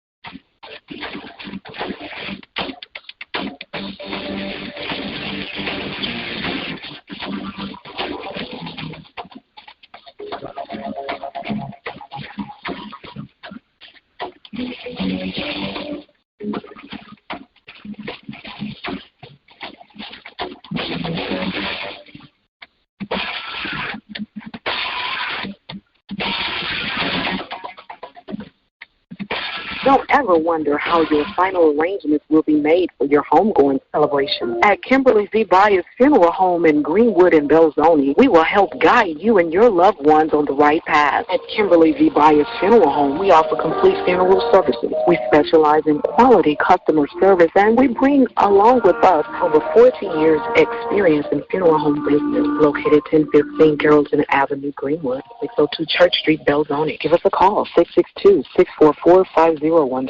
It's not just our job, it's our calling. Come party with us for Casper's DJ Anniversary and Birthday Bash, Saturday, November 26th at 8 p.m. at the Elks Hall, 106 East Scott Street, Greenwood, Mississippi. And performing live, Andrew Booker, Columbus Toy, along with DJ Jammin Stein, Sideman, and L, the Dynamite One, and a host of others. There'll be free food and drink, and lots of party at Casper's DJ Anniversary and Birthday Bash, Saturday, November 26th at 8 p.m. at the Elks Hall, 106 East Scott Street, Greenwood, Mississippi. We're going to be there. Will you? This is Mississippi Valley State University, a history. In 1964, Mississippi Vocational College was renamed Mississippi Valley State College. In February 1969, a nonviolent student boycott, which included 800 students, male and female, was organized to protest President James Herbert White's administration. The students demanded required courses in Black history, more library purchases of works by Black writers, remedial courses in English and math, scheduling of prominent Black speakers, and fewer curfew restrictions. In the early 1970s, civil rights leaders continued to protest the inequalities in higher education opportunities offered to whites and blacks in Mississippi. In an effort to diffuse some of the criticism, Governor Bill Waller proposed changing the name of 3 black institutions from colleges to universities. Thus, in 1974, the institution was renamed again as Mississippi Valley State University. Coming up more, Mississippi Valley State University, the institution, a history.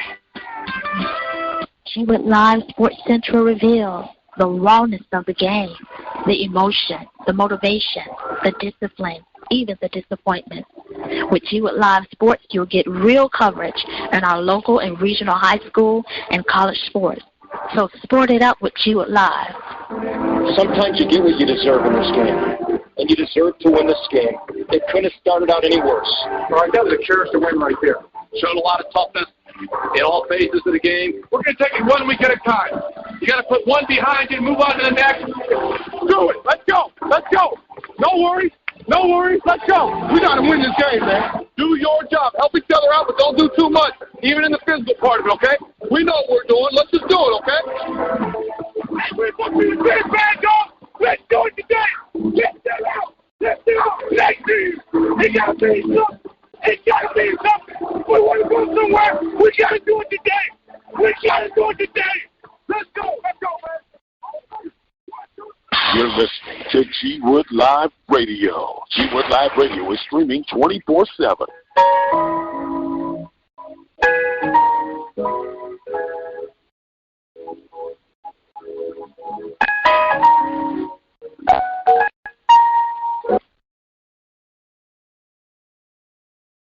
And welcome back. Getting set to start the third quarter play.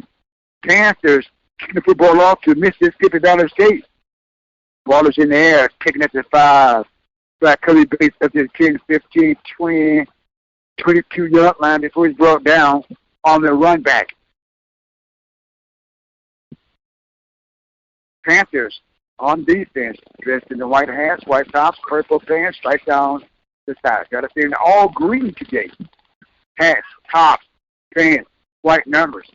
And the other state will come on. Houston. We'll start this drive first and 10 for Valley State from their own 23-yard line. Left, right. 2 receivers right, 1 left. Houston has Thomas directly behind him. Son is picking out through here. Right the day of 4. Valley State trailing 7-0. 2 quarters to play. Houston box the count, takes the snap, hands it off to Thomas. Thomas comes across the 25 up to the 27-yard line before he's dragged down on the play. On the hit for the Panthers of Prairie View to bring him down was Keyshawn Johnson, the 218-pound junior linebacker from Duncan, Texas. He picked up 2 yards on the play. Second and 7 for Valley State from their own 27-yard line. Ball is on the right hash. Action goes from right to left. He hit Rice Sun Stadium. Final game of the season for Valley State. Need a positive memory to go into the offseason. Panthers thinking about a championship.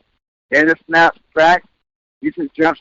He catches, brings it down, hands it off Thomas up to the 30-yard line. He'll pick up 3 yards on the play. 3rd down and 3. squarely on the 30-yard line for Valley State possession play for the Delta Devils. And that ball is nosing to the 30-yard line. Two receivers right and two left. His back is on the left side of Delaney Easton, the senior quarterback. A fullman in front, one back out of the line to make a fullman in front as that linebacker backed off. With the Panther, he'll step back in there again. Play clock is at 6. There's a snap. Goes to the right side. Rankin makes the overhead catch at the 35-yard line. Good catch by Rankin. He's pretty sure-handed. No defender on the play with the cornerback Jamie S. Presley.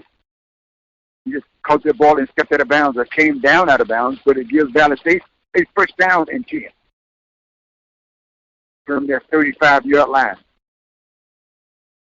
3 receivers left, 1 right. Long receiver on the left side for Valley State is D'Angelo Wagner. Trips on the top. Pitch to the right side. Catch is made by Donald Johnson. First down, I do believe that he stepped across the, well, he didn't get across the 45. He stepped out of bounds at the 44-yard line. And that was like a second down and 1 for Valley State. From the 44-yard line. Donald Johnson at third on the nice catch for a sack. He's a senior as well from Baton Rouge, Louisiana. Then the snap high. Hands it up to Thomas. He get right back to the line of scrimmage, and that's it. He met a wall there, too, a concrete wall. 3rd and 1 from the 44. A 3-receiver set for Valley State.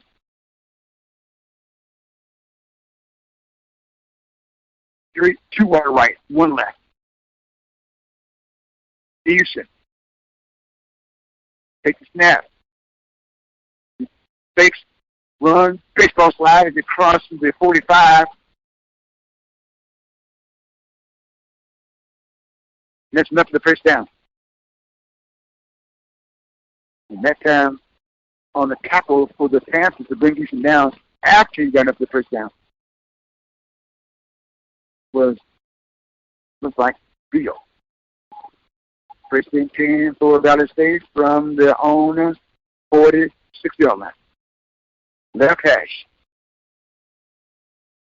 Easton jumps a lot of times to bring the snap. He's 5'10", 180. He's a grad student from Los Angeles, California, the quarterback. He'll jump on many of the snaps. Motion from left to right. He takes the snap, pitches it to Caleb Johnson, nothing doing on there.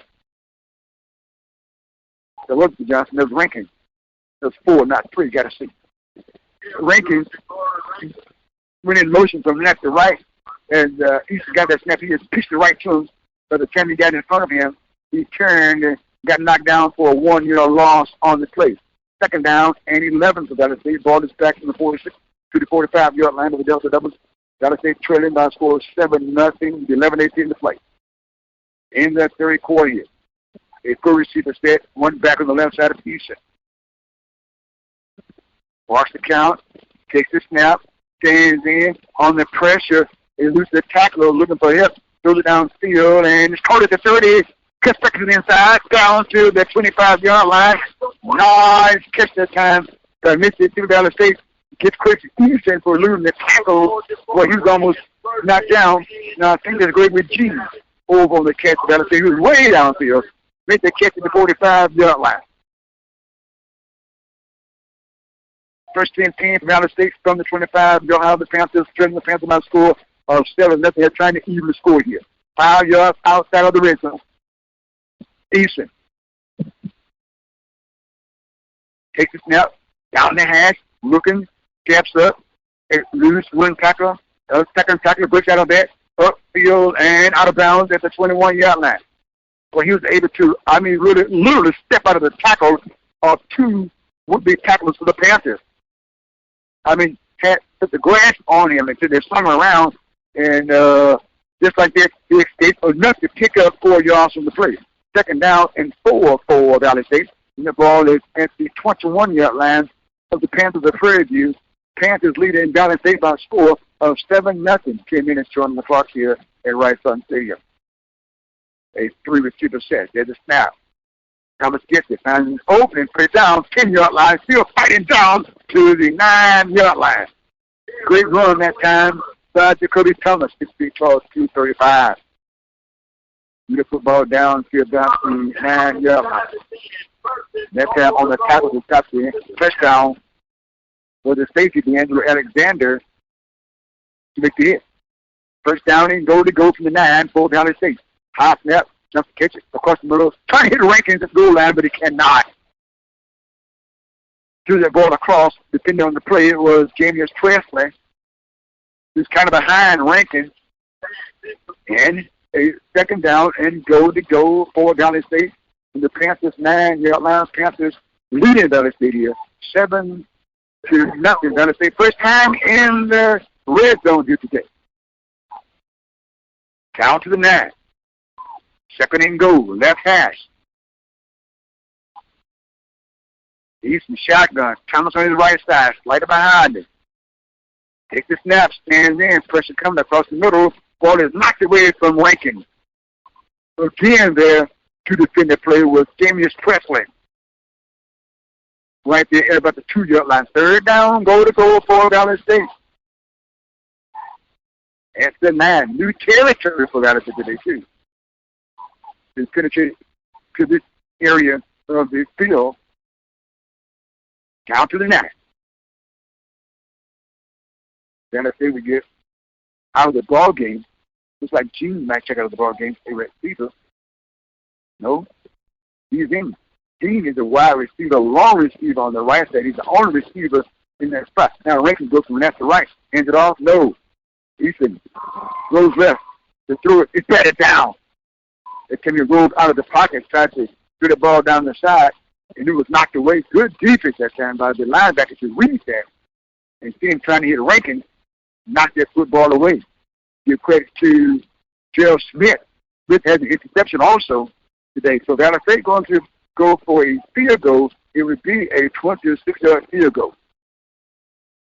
Fourth down and goal from the 9. A 26-yard field goal. That is chip into the 7-point lead. Fernandez ball back down.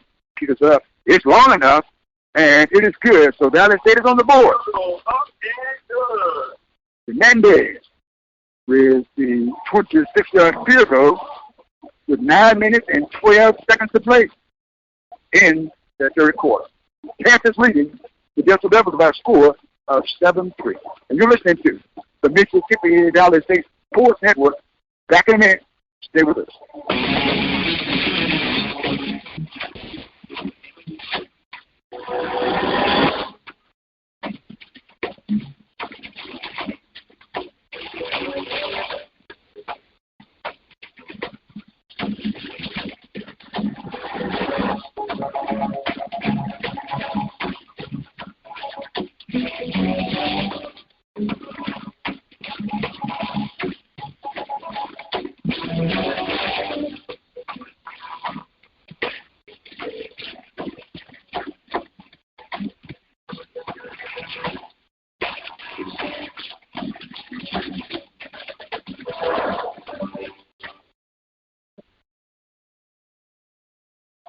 And welcome back.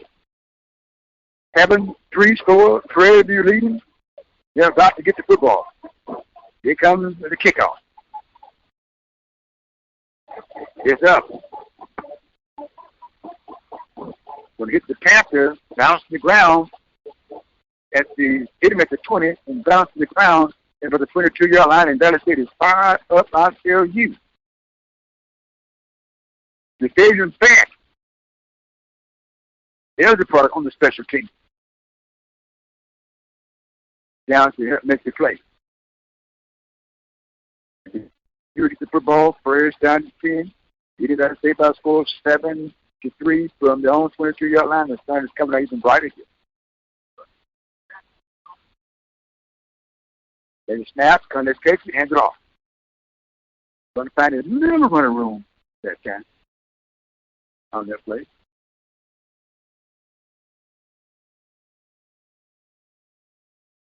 Let's do it. Took at 1 4-yard on the play. Maybe 2. Second down and 8 from the 24. Panthers on the 24-yard line, leading by the state 7-3. The snap back, gonna keep it. Once they throw it, gonna check it. 25 hit at the 25-yard line. That time coming in like a dive and tackle with Kenneth Martin, the 6'1", 20-pound senior from Columbus, Mississippi. Columbus High School. He's a part of the Falcons up in Columbus.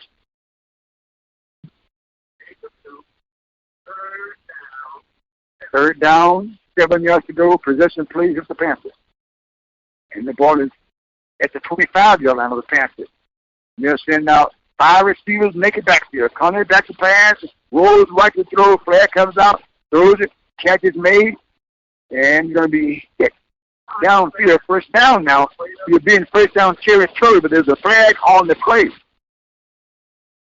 But Kyle Metcalf, the 6'4", with the 95-pound senior from Seattle, Washington, was able to make the catch downfield for about 14 yards, but holding on the play. And your 10-yard mark-off, that was really done. The 6'7", shooting 75-pound offensive lineman. That time he was holding on the play downfield. Panthers now third down and 19. Third down, 19 yards to go. Ball is back at the 15-yard line of the Panthers. Coming back to pass in the pocket. He's going to run it up. 15, 20, 25, 30. And he has enough to first down at the 40-yard line. There's a flag downfield at the 34-yard line. And who is that going to be on? Only let's have to get some big yards in the play. Here comes the call. Let's see what it is. Did they have? Here comes the call. Holding.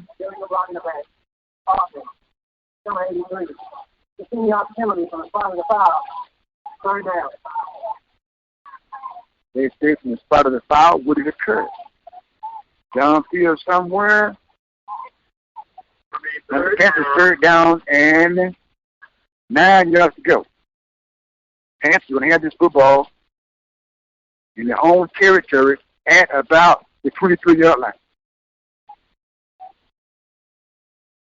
Actually, it's close to the 24-yard line. Panthers leading 7-0, 7-3, rather, over Dallas State.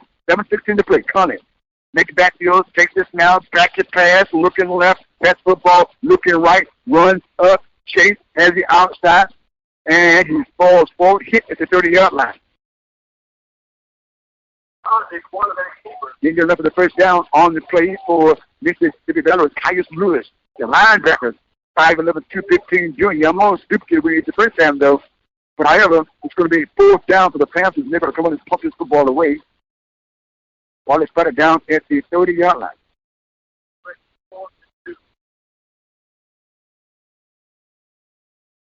That get to receive is Kobe Bates for Valley State. He's standing back in the 35-yard line. Line set. Kick is up. Bates winds his arm for the fair catch. Gets across the 40. To about the 42, he'll fair catch this one. And Valley State gets this football in good field position, down by 4 to the Panthers. 7-3, 6:21 to play in the third here at Rice Cotton Stadium. A lot of interesting games going on for the final week or two of the season. Panthers looking for Jackson. They're looking to go 9 miles south to finish the championship. But they have business to take care of here first today. And Valley State as well, trying to break that. First State Panther Valley from their own 42-yard line. A 3-receiver set, 2 right, 1 left. Caleb Johnson didn't play last week. Caleb Johnson didn't play this week. Jared Wilson is the back end on the right side. Nope, it can be Thomas. It is Wilson who gets the carry. Fight forward. Nothing. Can't get anything on that play. On the tackle was the linebacker, Keyshawn Johnson. Had him after. We'll give him a step across the first line of the game. 1 yard they give him. Second and 9 from the 44. A lot of white shirts had him wrapped up that time. And had Wilson wrapped up. Already going to the back to hash marks. A true receiver set. A is a wide receiver on the first side. Wide receiver on the near side for Valley State is Miles Hobson, 6'9" junior from Madison, Mississippi. They're talking at 7. There's a snap. Hands it off. Wilson takes it. Comes across the 45. To about the 46. There he's met. And dribbling back again. On the tackle again was Keyshawn Johnson, the linebacker. 3rd down and 7 for Valley. And they get their football across the 45 to the 46-yard line.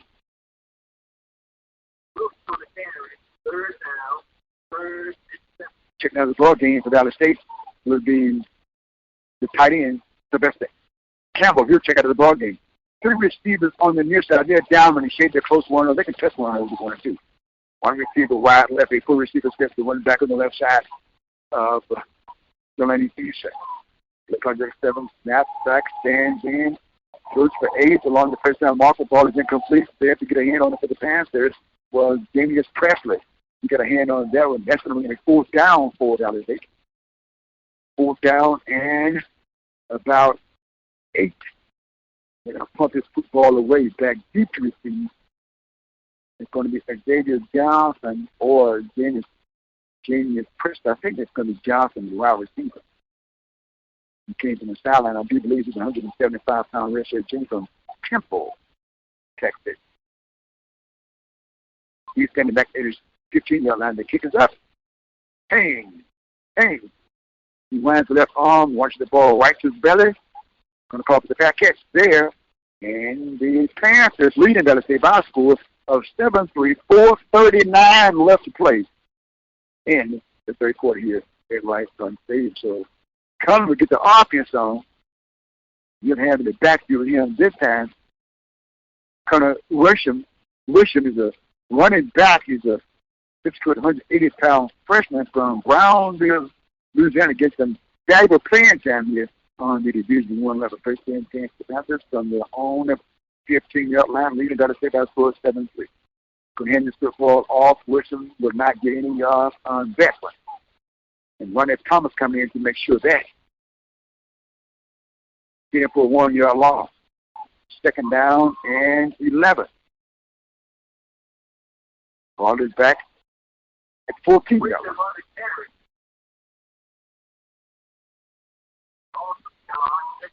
To the left, to right. Going to put Wisham on the right side of him. This time will come. Getting distance out the hash on the right side. Back pass to the 5. Looking bouncing, jumping up, catching daylight. Comes up, and he has enough of the first down as he comes across the 25-yard line, to the 27-yard line. He had a linebacker back there trying to stay with him.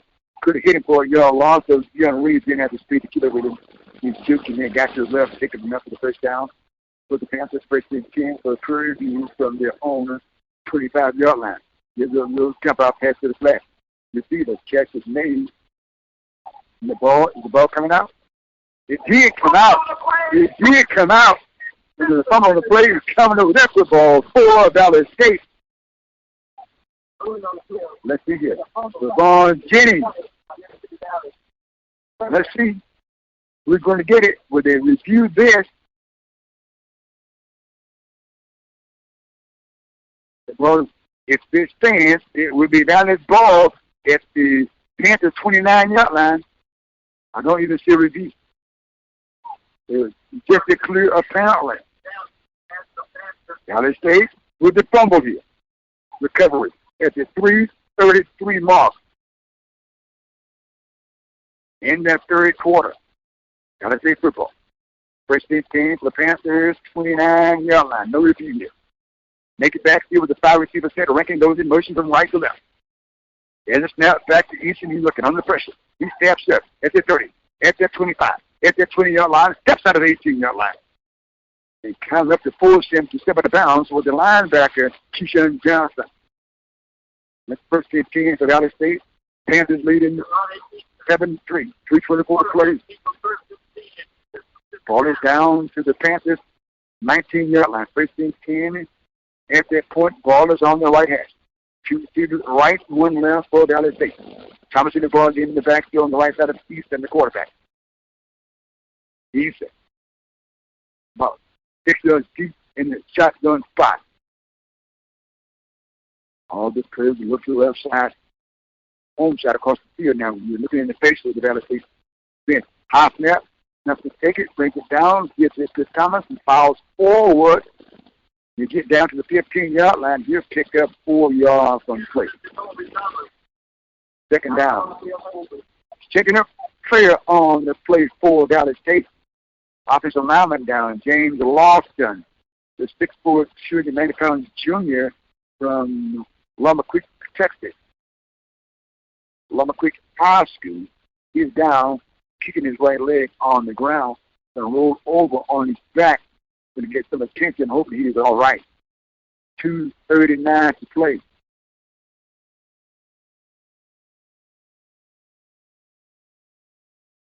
He's getting some attention here.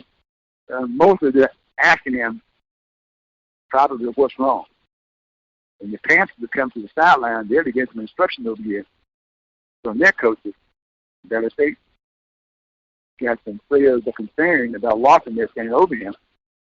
And then got those are the big guys up front. Then you got the skill guys back about quarterback and receivers and running back. They're about 5 yards, and they're giving that game to give a 2 for the next players, which will be a second down and about 6 yards go for Valley State. Now they need to get down to the 9-yard line to pick up a first down. This ball is spotted at the 15-yard line.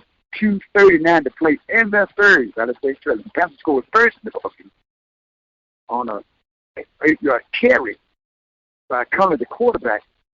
He never scored at the hand. Valley State scored on a field goal 26 yards away at the 9-12 mark in the third quarter. That's where we're locked right now. 7-3 score. Valley State was breaking the heart. They'll bring 2 receivers wide right, 1 wide left. Jacoby Thomas will be back in the backfield on the right side of Delanie Houston, the senior quarterback. 2nd and 6. The defense will shift. High snap. Play action. Go to the end zone. Touchdown! Valley State.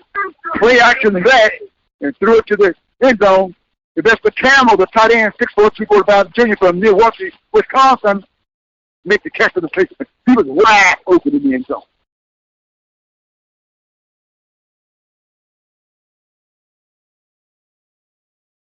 That was put Valley State in the lead.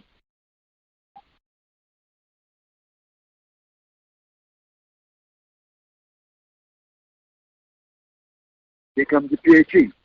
Line is set or back down. Kick it up.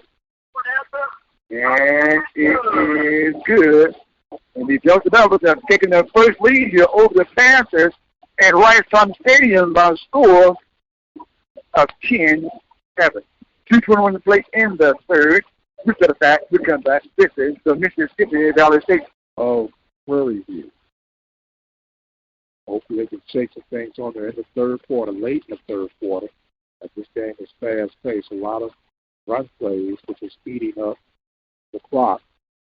So we are seriously trying to work on that right now to get things rectified on that. I am going to see if Andre, if you're on standby, if you could come in for a moment and try to give us a little recap and some scores of what's going on while I try to get in contact with Lee Hall. Yes, sir. Yes, sir. Can you hear me, Mike? Yes, go ahead. I'm going to try to switch over to try to get in contact on the backside with Lee. Okay. No worries. Well, so the Delta Devils are on top of this. Somebody scored 17-7. We have, so the last play just took us to the end of the third quarter. Panthers will have it at the 20-yard line of the Delta Devils when the teams return.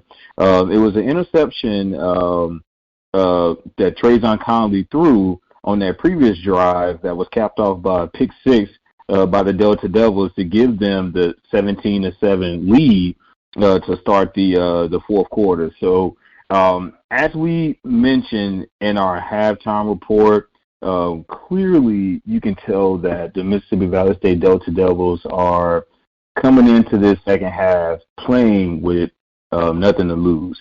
The Panthers have their backs against the wall at the moment, trailing 17-7. With all the stakes on the line for this ball game, if they're able to get a win here, looking at the SWAC championship game against Jackson State and Jackson, Mississippi, but they're playing against all odds at the moment.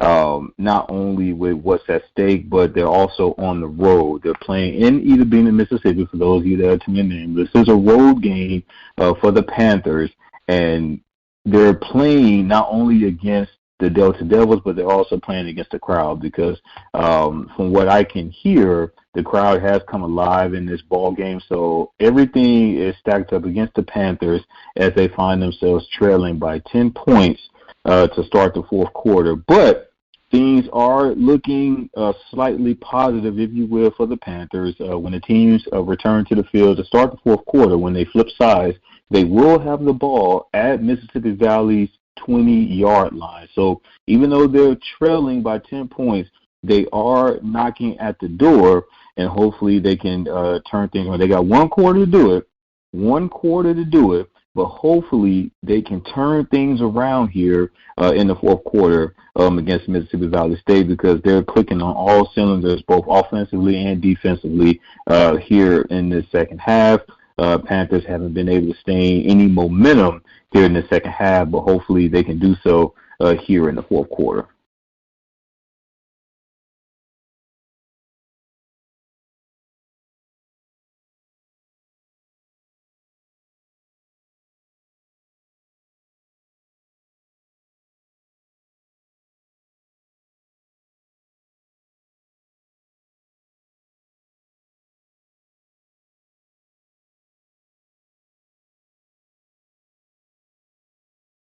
And as it looks like, make sure we get things set. Okay. Go ahead, Dre. Continue. No worries. Well, it looks like the teams are starting to make their way back out onto the field. It's going to be second and 4 for the Panthers. Ball's placed at the 15-yard line. Panthers moving from left to right. As there was a handoff to Jaden Stewart. He picked up positive yards, but they're saying he coughed up the ball. There was a fumble on the play, and it appears that Mississippi Valley has recovered the fumble. Not sure if they're going to review this or not. Nothing has been working for the Panthers here in this second half, as Jaden Stewart coughed up that ball, and it appears that the call has been confirmed. Was a fumble recovered by the Delta Devils. So they're now going to have a fresh set of downs at their own 12-yard line, moving from right to left.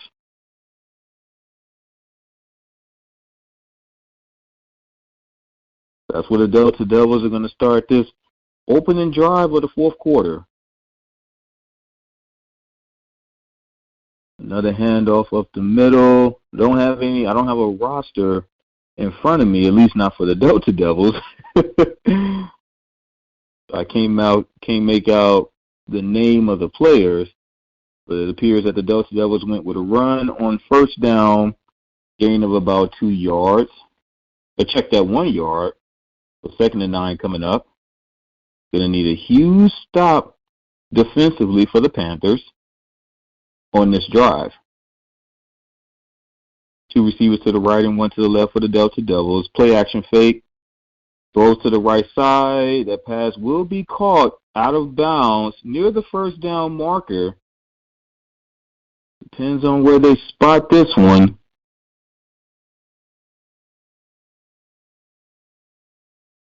And they're going to say he was about 4 yards shy. So 3rd and 4 coming up. A huge third down coming up for the Panthers. 3rd and 4 for the Delta Devils. As the ball is placed at the 17-yard line. Again, we don't have a roster for I don't have a roster for the Delta Devils in front of us, but 2 receivers to the right and 1 to the left. Running back offset to the right.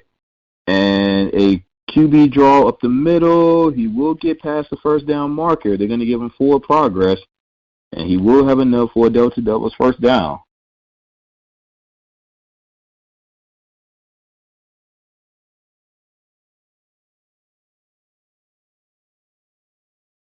This will be the quarter of the century for the Panthers as they're trailing 17-7, as the Delta Devils have had all the momentum on their side here in the second half.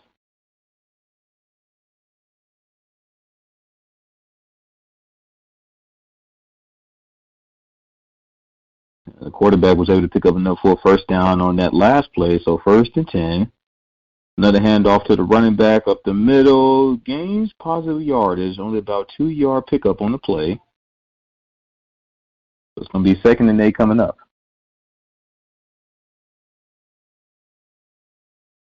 Again, for those of you that are tuning in, this game is being broadcast simultaneously through the Open Mic Broadcast Network featuring Mr. Lee Hall in Ida Bena, Mississippi. He appears to be having some technical difficulties with his equipment, so we're just subbing in for him, if you will. Ball placed at about the 26-yard line of the Delta Devils. They're moving from right to left, 2 receivers to the right. And the handoff to the running back up the middle. He's going to be met after gaining about another 3 yards on the play, so another 3rd down coming up. Huge 3rd down for the Panthers. Jemias Presley was in on that tackle for the Panthers, along with Keyshawn Johnson. Had a solid first half. Going to need him to come to live. He's one of the leaders for the Panthers defensively, along with the big man T-Roy James. We're going to need a huge 4th quarter for those gentlemen, from those 2 gentlemen to be exact. Ball placed at the 30-yard line. 3rd and 4 for the Delta Devils. 11:30 to go here in the 4th quarter. They're on top of this one, 17-7. Play action fake. Quarterback rolls to his left side. He's going to throw this one. That pass is going to be incomplete. Jemias Presley on the coverage for the Panthers. And this is a cornerback who's actually leading the Southwestern Athletic Conference in pass breakups this season. Had a solid first half covering for the Panthers defensively. He comes up with a huge stop on that play defensively for the Panthers, and with that we have 4th down coming up.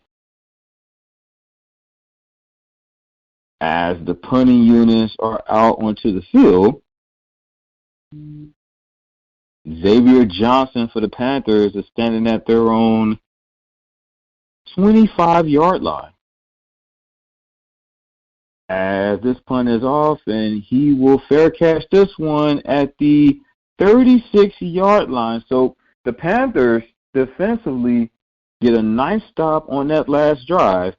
As Trayvon Conley and company will have this one to start at their own 36-yard line. They're trailing 10 here in the 4th quarter. 17-7 is our score to be exact in favor of the Delta Devils. We have 11:15 to go here in the 4th quarter. So plenty of time. The Panthers will have to sustain some momentum on this offensively on this next drive, but we still have plenty of time. As Conley is going to hand off to the running back up the left side. He picks up about 3 yards on the play. Can't make out which running back. So that will be the true freshman, Connor Wysham, will be the running back to start this drive for the Panthers in the 4th quarter. He picks up about 3 yards on that play. The Panthers are going to go with a hurry-up offense. 2nd and 7 coming up. Clock continues to run here with 10:50 to go.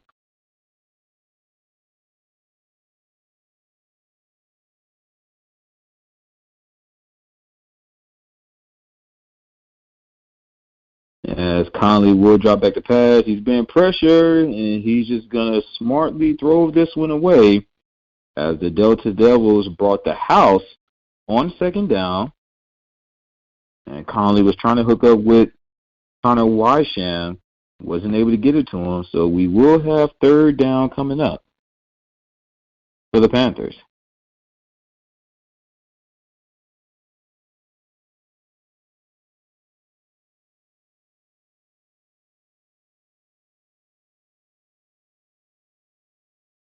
as we're still waiting for Mr. Lee Hall to come back in, as we're just subbing in for him, kind of give you an idea of what's happening here in Itta Bena, Mississippi, for those of you that are tuning in.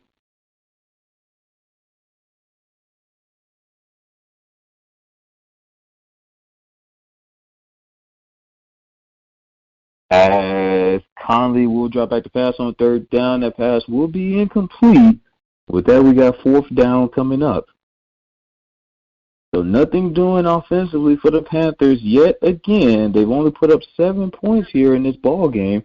And this is a team that's coming in averaging around 28 to 30 points per game, mainly due to the amount of points that they put up against previous WAC opponents. Hello, this is Lee Hall. Yeah, but I think he might. We tried to merge him in. He had some malfunctioning problems with his equipment there in Itta Bena. You might have to try to bring us home, Dre. You might have to try to bring us home. well, what we're going to do, you just keep going, and I'm going to have to go back and try and get in contact with him again. Keep us going, bro. Okay. Thank you. No worries. No worries. I'll do what I can. No worries. Well, the Delta Devils will have this one moving from right to left. Ball is actually placed at the, what appears to be the 36-yard line of the Panthers. Delta Devils moving from right to left. So they find themselves in Panther territory yet again, as the quarterback's going to have two receivers to the left and one to the right. Again, we don't have a roster in front of us. The Delta Devils are in Panthers territory. We got 8:25 to go here in the fourth quarter.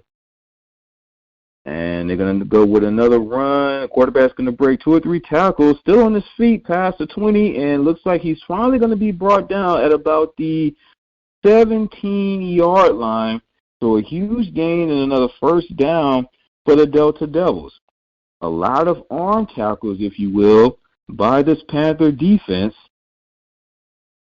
as he was able to cap off a huge gain and a first down inside the 20-yard line. Ball's now plays officially at the 17-yard line of the Panthers. Delta Devils moving from right to left. 2 receivers to the left and 1 to the right. As he looks to the sideline to get the call. It's been all run so far here on this drive by the Delta Devils, and with that, the clock does continue to run with 7:38 to go here in the fourth quarter. And they're going to have to get some stops, and they're going to have to get them quickly here on this drive. Another handoff to the running back up the right side.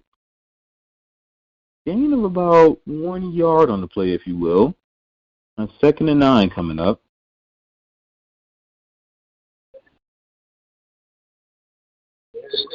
Second and 10. There's a pitch to the end zone. Look for Rankins. Rankins with the other one. But it's going to be incomplete. Pull up ball in with his left end. And what the official right there on the spot said, the ball is incomplete. Is he there? Yeah. We'll have to rough it out this way here. Okay. I thought I heard him.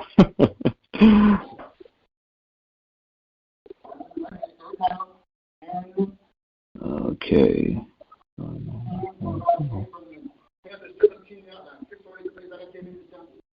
Well, he weird. Boy, when it rains, it pours, doesn't it?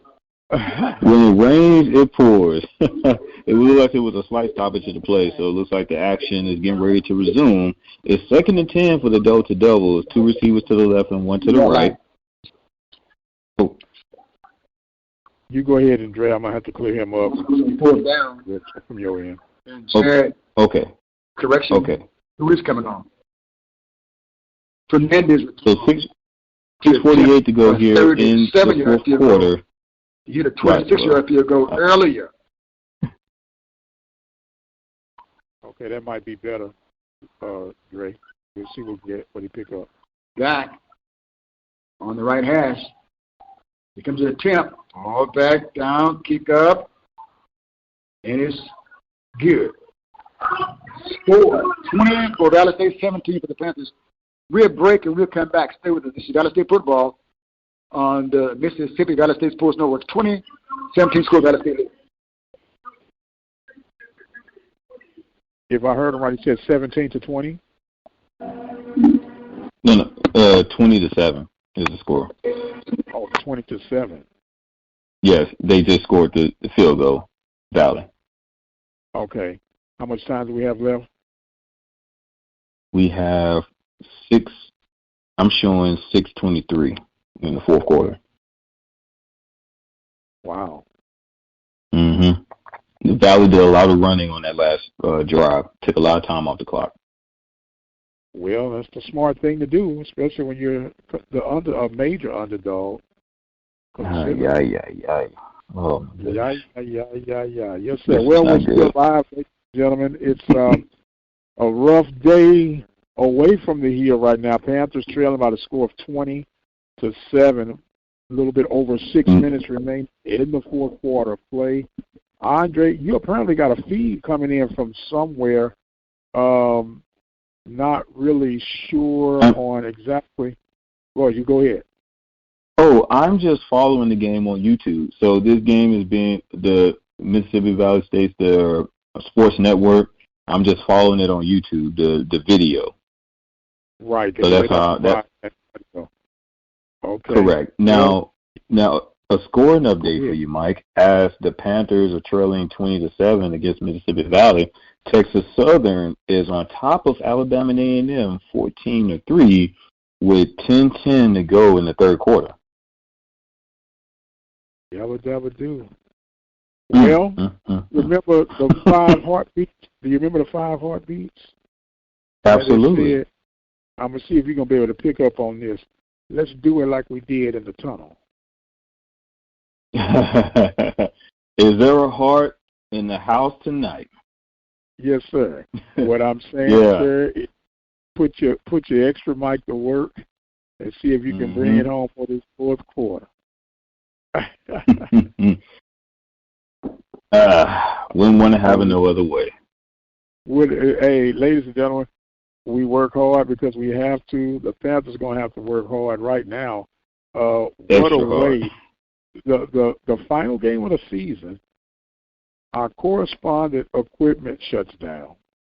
Apparently, the Panthers have shut down momentarily, and we're going to try to weather this storm as best as we can to bring you the rest of this coverage. But right now, the Panthers are trailing by the score of 20-7.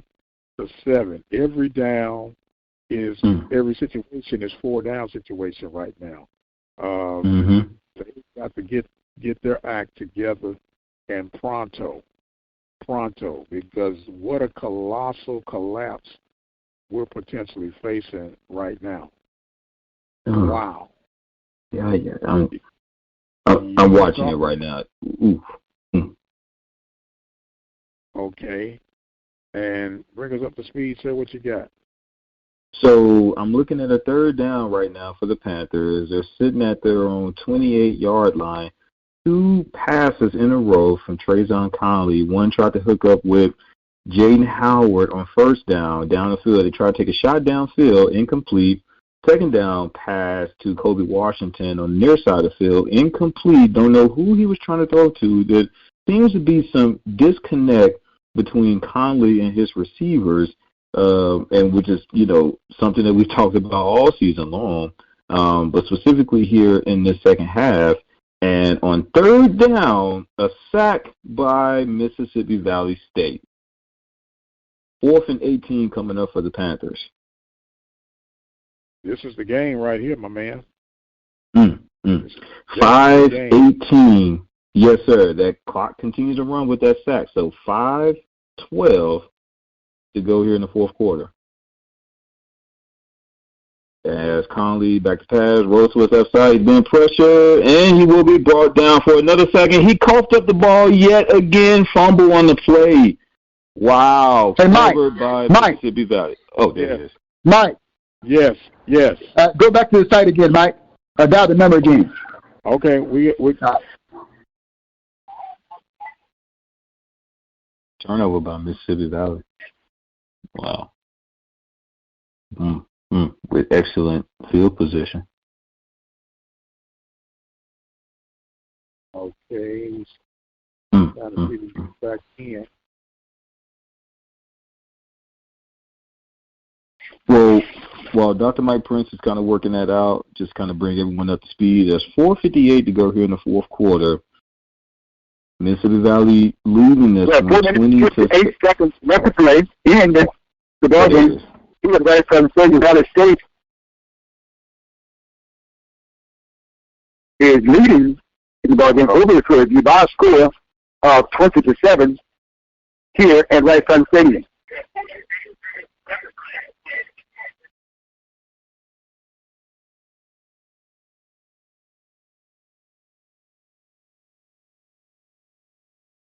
Valley will have the football. And they have the football at the Panthers 26-yard line.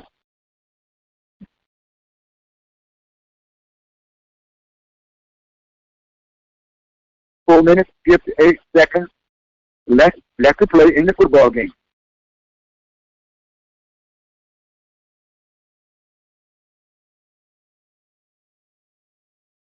Easton has Thomas in the game. Thomas on his right side.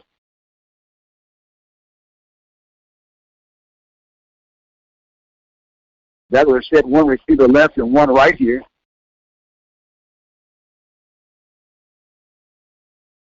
"17 seconds on the play clock. There's a snap back. Now to catch it again. Goes to Thomas. Thomas moves the football down just a step inside of the 25-yard line. It'll be at the 24-yard line.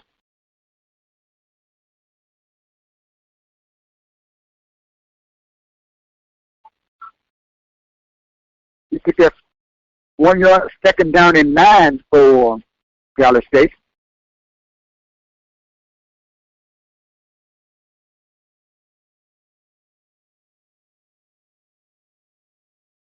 For 25 left to play in the ball game.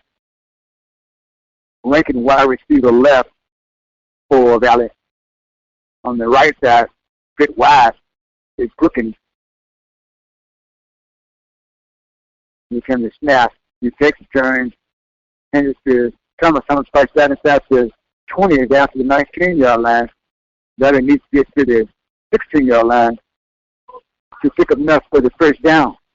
A good run that time, though. Thomas.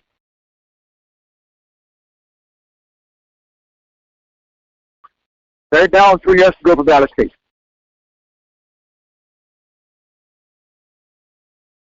And that would take a lot of time. Again, Valley State leading the ball game by a score of 20-7. Panthers took a 7-0 lead into the half. Right now, Valley State leading.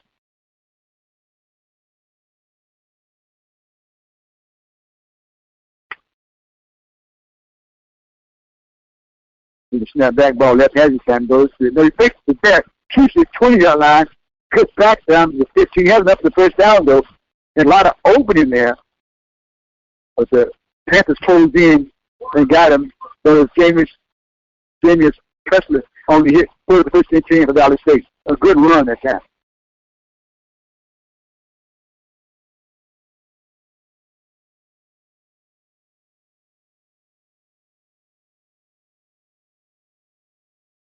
.254 to play in the ball game.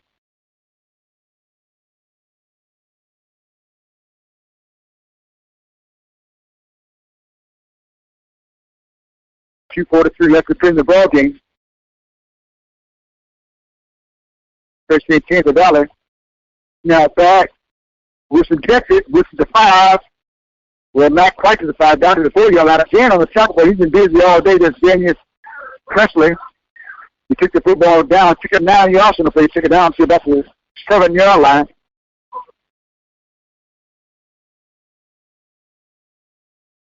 Valley State leading with 2:16 to play, 27. Wilson gets it again, loads his head, gets the 5, still driving down to the 4.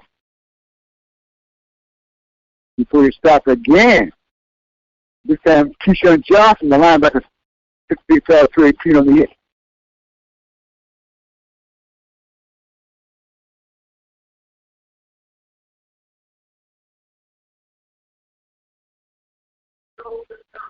Valley State This game just rolled on the 2 minutes to play the ball game.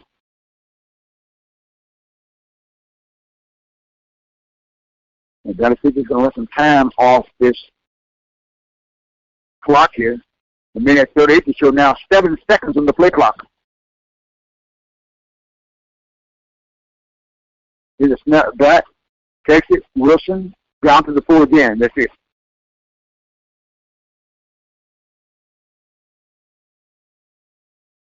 Don't see the Panthers calling a timeout. They have a total of 3 timeouts here, but they're not going to use them apparently. With a minute and 11 to play. They're trying to pick up their second win on the season. This should be a big one, though, going through the off season. Best road on the 1 minute to play in the ball game. That's still leading 20-7. This Eastern takes the snap high. He's done a lot of jumping tonight. Down to the 5-yard line, going to Jared Wilson. Wilson powers his way into the end zone for the score. But Wilson has been a workhorse today. Jared Wilson got his man on his back right now. Yes, he's all right. However, elated, they're going to hit him up. Wilson with the touchdown. Jared Wilson with the score. The junior, 5, and he's 5'11", and he's a 230 pound back himself. We often talk about Kobe Thomas, who's 6'8", 230. Jared Wilson, 5'11", 230.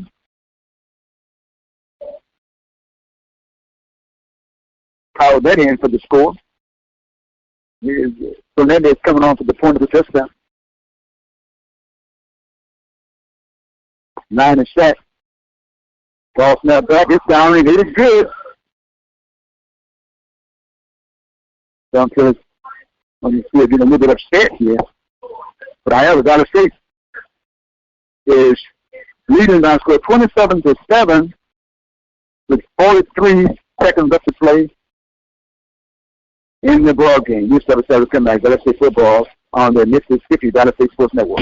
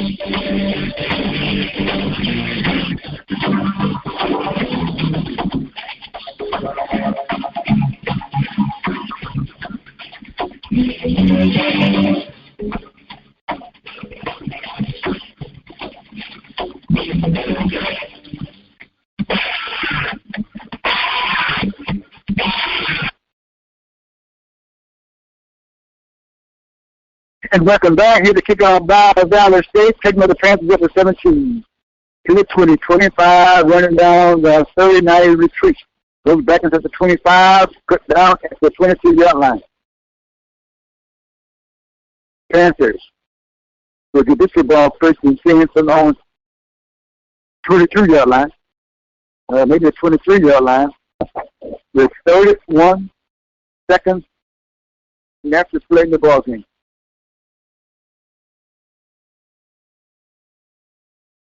Prairie View will come on the football field. They have the football. They have it at the 20, between the 23 and 24, close to the 24-yard line, right hash. Probably a couple of plays here, and this ball game will be over. It's not just one play. You only have 31 seconds left to go in the ball game. That'll fit up 27-7. Panthers are going to run it. They're going to hand this one off. And then run this football up. That would be Goodwater. They're 5'9", 190 senior from Dallas on the run. You run this football up see about the 24-yard line. The clock will stop there. Now it's going to start back here. Two receivers left of the Panthers, one right. Coming hands it off. Again, good water to get that stick run just gets hit hard. That hit was delivered by Lucas Banks. Let's go to the ball game. Dallas City will win this one today by a score of 27-7 over the Panthers. 27-7 score. Dallas City will win it. Let's go do this broadcast. I'm Lee Hall reminding you, if you play the sport or if you like the sport, for the kids say too, be a good sport. Good night. Thanks for listening. Well, ladies and gentlemen, you heard it for yourself. It's a final. Prairie View blows it and loses by the score of 27-7. Shut out in the second half and outscored by 27 points. Well, Andre, what's the summary, my man?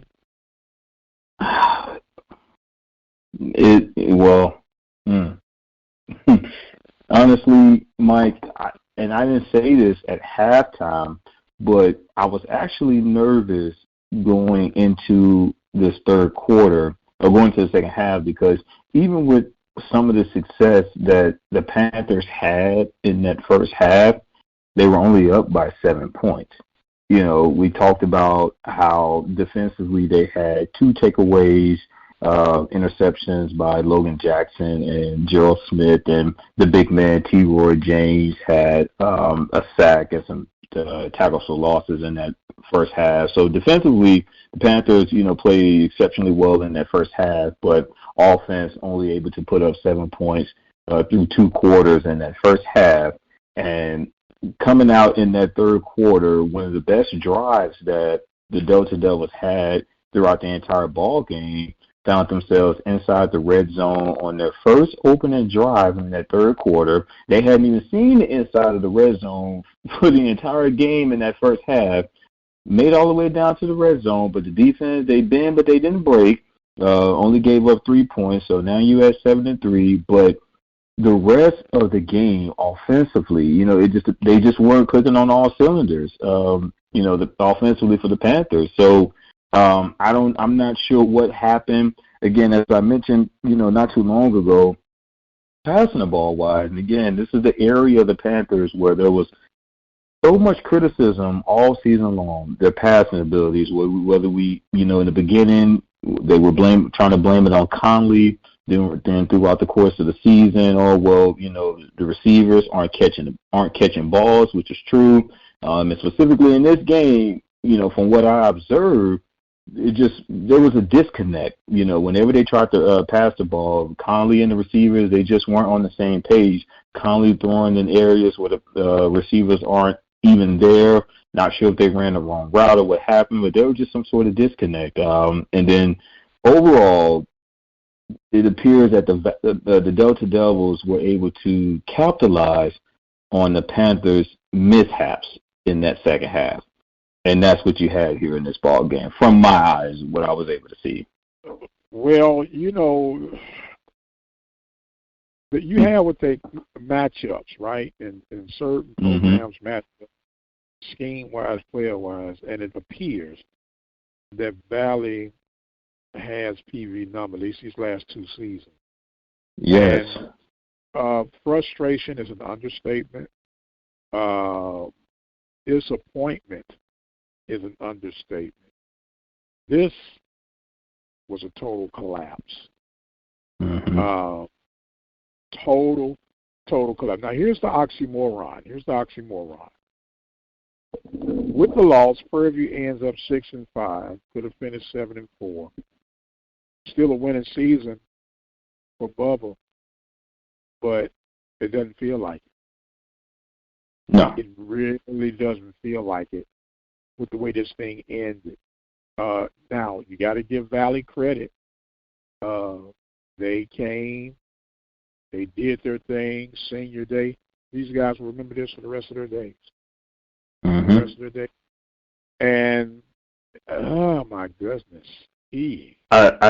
I said it during the pregame show. Now again, that I wasn't saying that was the mindset that the head coach had coming into this ball game for Valley. But again, when you already know, when I say season's over, what I mean is based on your record, your overall record, your conference record. You know that you're not going to be playing in the postseason. As Lee Hall mentioned several times throughout the broadcast, this is the Delta Devils' last game of the season, so there is no postseason for the Delta Devils. Knowing that the team that you're playing against, they have to beat you in order to actually make it into the SWAC championship. Not a situation where if they lose or if they win, they still may not make. No, they have to beat you in order to win. What better way to spoil their season than by beating them again at home, senior night, everything stacked up against the Panthers for this ball game. Look, man, look. This is they play tough, Mike. I said that they play. Don't matter who they're playing. They're going to play you tough. I'm thinking about the big picture right now. Just follow me. Not only do you blow this game, but you give up the Western Division title to your rival down the street, Texas Southern. Now, to add, the Andrew Jackson State is beating Alcorn accordingly right now. But it doesn't matter because Texas Southern's beating Alabama A&M right now 14-3. Yes, sir. Fourth quarter just started for that game. And this, my friend, is a collapse, brother. Now, I'm curious, Mike. In the third quarter, now I only wrote this down just because out of curiosity. Now, even when I wrote this particular note down, if you would have asked me that the final score would have been 27-7, Valley, I would have said, you're crazy. But when I wrote this note down, I was curious. In the third quarter, because Valley got the ball to start the third quarter, they drove all the way down the field. Now, they only ended up with a field goal, but they drove the ball downfield. I think they ended up with, I counted 4 first downs on that opening drive. Not a single timeout by the Panthers, because as Lee Hall said, I don't think the Panthers called a timeout all in the second half. They still had all 3 timeouts, at least 2 timeouts when the last whistle was blown. But not a single timeout call, just to kind of, say, hey, let's try to figure some things out. It seems that Valley kind of has some momentum right now. Let's change some things up. Nothing was done. That was, I'm not sure what happened there. That was mind-boggling for me a little bit. Hey, man, you can't call it a trap game. You can't call it a trap game because it's the last game. It's a game that you need. It's a game. It's supposedly a game of redemption. So you can't call it a trap game. You got to give credit to Vincent Dancy. You got to give credit to those Valley players. And we know, that's for the record, no one goes out to purposely lose. We know that, okay? But my gosh almighty, of all the time, you've been scoring 58, 54, 40, 7 points, and not a point in the second half. Not just not a point in the second half. They didn't see the red zone in the second half. Well, I was about to ask, did they cross the 50? But they did cross the 50. But they did cross the 50, but they did not see the red zone. Matter of fact, they didn't see the inside of the 20-yard line in the second half. Drake, if I was a drinker, I'd be turned up right about now. Because this, my friend, is rough. Now, see, to put it in perspective, you know, of course, you're not going to win every game, but this sets me back to the 80s, 90s type Panther loss. That's what it feels like to me. And I could, to some, over-exaggerating or over the edge right about now, but that's what it feels like. And wow, I didn't say this. I didn't say this to you before we got this game started, but I'm always nervous playing against teams with nothing to lose. I've always have been, even when I was a player. And I know that that's crazy to say, but I'm not a fan of playing against teams with nothing to lose, and you're a team with everything to lose. And that was a situation in this game. The Panthers had everything to lose, and Valley had absolutely nothing to lose in this game. And you could tell by the way they played. They was more loose. They played like they were the team playing for a division title. You know, and the word collapse just keeps ringing in my head. It keeps, you know, I don't want to sound harsh, but choking. No, it's harsh. At this point, it was the last game. No, that was harsh. It's harsh. You got to call a spade a spade. Okay. No. I'm saying that's fine. Yes, because you got to call a spade a spade. Yeah. Can I? It sucked. Can I say that too? Yes. That was terrible.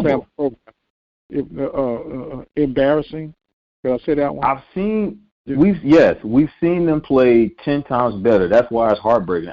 They're 7 points. Again, they're 10 times better than that. We've seen it. We've witnessed it. We've called it. I don't even care if they scored 7, if they had held in the 6. You got what I'm saying? Because sometimes you've got to win. But, oh, my goodness. And some wins are ugly, but yeah. You know, now you talk about a modern-day David versus Goliath. When you look at these teams on paper, look at them on paper. We covered it in the pregame. We covered it all week long. Don't let the record fool you. Don't underestimate what these guys are playing with. Budgets, there's no comparison. Student population, there's no comparison. Facilities, there's no comparison. About the facility, resources, yes. There's no comparison. And you laid an egg. There's just no other way to put it. I'm going to have to take a cool down period. They laid an egg. They laid an egg. They laid an egg. Oh my! A nest full of eggs, and the fact it's the last game of the season. You got to think about this the rest of the season, the all season, the all season. And you know what's even more crippling? You don't even play Valley next year if the rotations fall in. Next year you'll play Jackson, FAMU, and Alabama A&M. And honestly, and out of those three, honestly, Alabama A&M is the only one that, I have confidence that even though, FAMU, they won't be in the SWAC championship because, obviously they're in the same, division as Jackson, but another team that actually had a very good second half of the season, FAMU. They're on top of Bethune right now, 27-7.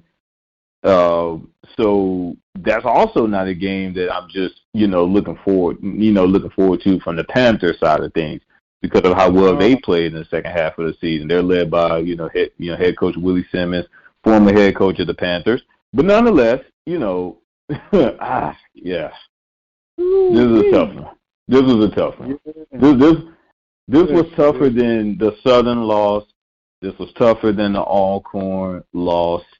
And I'm just naming the SWAC opponents. I don't even care about the losses that we face. Well, non-SWAC opponents. Abilene Christian was a devastating loss to me because that was it was. It was, but even that loss didn't, hinder the Panthers of being in the position that they were in coming into the Valley game. So that's why I was only focused, because even at, Incarnate Word, we didn't even have all of our starters against that game. So I don't care about the Incarnate Word loss, but I can't even get the words. What we're going to have to end this on the most positive note that we can. Let me first say thank you, young man. And yes. Outstanding job from game one to this last debacle. That wasn't your fault. Thank PV Nation for those who joined in throughout the course of the season. We want to thank Ben Edwards and Jack White for marketing and stats throughout the year. And let me say this to you, my man. Let me say this to you. Congratulations, Papa to be. Thank you, sir. Our brother Davis and his lovely wife are expecting their first child, and just say thank you, man. This is a love affair for us here at the Open Mic. You will hear some more from Brother Andre. We'll try to get him in on some hoop games, but we'll work him in with a little weekly show that he can talk about some things. Maybe he'll talk about the football season leading up to the next season. I don't know, but I might have to take a walk from this for a while. Andre, do you have any thoughts or reflections, sir, over this season, including today's debacle? Yes, and I just want to say thank you as well, Mike. If this is my last, maybe my last football broadcast for this season, unless some catastrophic happens with that Texas Southern and Alabama A&M game, which probably not going to happen, because Texas Southern is up 23 right now, fourth quarter just started, so that's probably not going to happen. So with that being said, like you just mentioned, from the start of the season up to this point, we went through a lot this season, but I wouldn't want it to have it any other kind of way. It was a pleasure to call Prairie View football this year. It's been a dream come true, and you allowed me to make that happen. Of course, thanking God for this possibility, to even have this. So I'm excited. Of course, the season didn't end the way we have wanted it to end, but I am excited for what's that to come.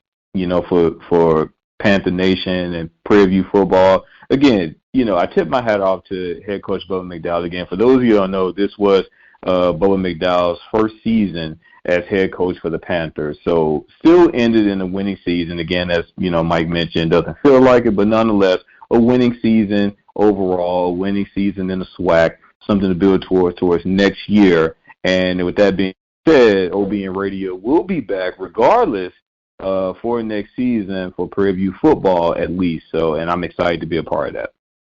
Yes, sir. Well, to give those people some programming notes and information, we still will continue to carry the SWAC championship game on the network. The voice that you heard today, Lee Hall, he will be bringing the game from Jackson, Mississippi, on behalf of the network. We do want to thank Lee Hall for his part on today's broadcast.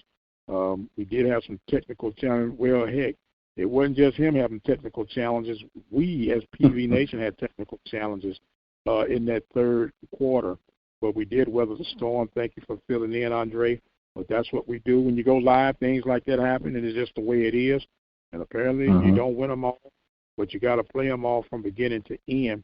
On behalf of the Open Mic family, we want to thank you guys for joining in with us throughout the course of the season. Don't forget, you can listen to the Mike Prince Show daily on the Open Mic Broadcast Network and the SWAC Zone. We're coming on Thursdays, but we're going to change the SWAC Zone till Saturday mornings at 9 a.m. for the SWAC Zone, so you can check that out. We'll have basketball season coming up with Coach Sandy Pugh, Coach Byron Smith. Matter of fact, Coach Sandy Pugh and the Panthers are in Oregon. They'll be taking on Oregon State tomorrow basketball coverage. We'll hear from Coach Sandy Pugh and Coach Byron Smith throughout the course of the season. Coach Pettaway for our basketball updates. So much going on. We want to thank our sponsors who helped us to bring these games to you throughout the course of the season. The Prairie View Athletic Club, Panther Backers, Temple of Refuge Ministries, Teague's Barbecue, A. Rocket, Movers and Storage, and all the supporters and donors to help see the thing through. All this is water under the bridge now, my man. We got to pick up the pieces and move along. In the event we don't get a chance to talk to you guys, have a wonderful holiday season. Thanksgiving is in the air. And if you can, think of someone other than yourselves, at least for a fleeting moment, because there are many people who are suffering and doing without. And if you can make a difference in someone's life, even for a smile for a fleeting moment, a hug, just to let a person know that they're not alone. Because I need a hug right now, Andre. I need a big old hug right now. You know, what a way to end your season. Prairie View loses 27-7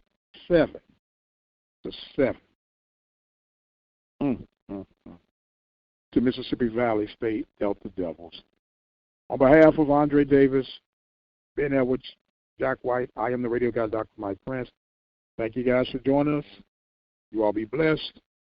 We'll see you on the other side.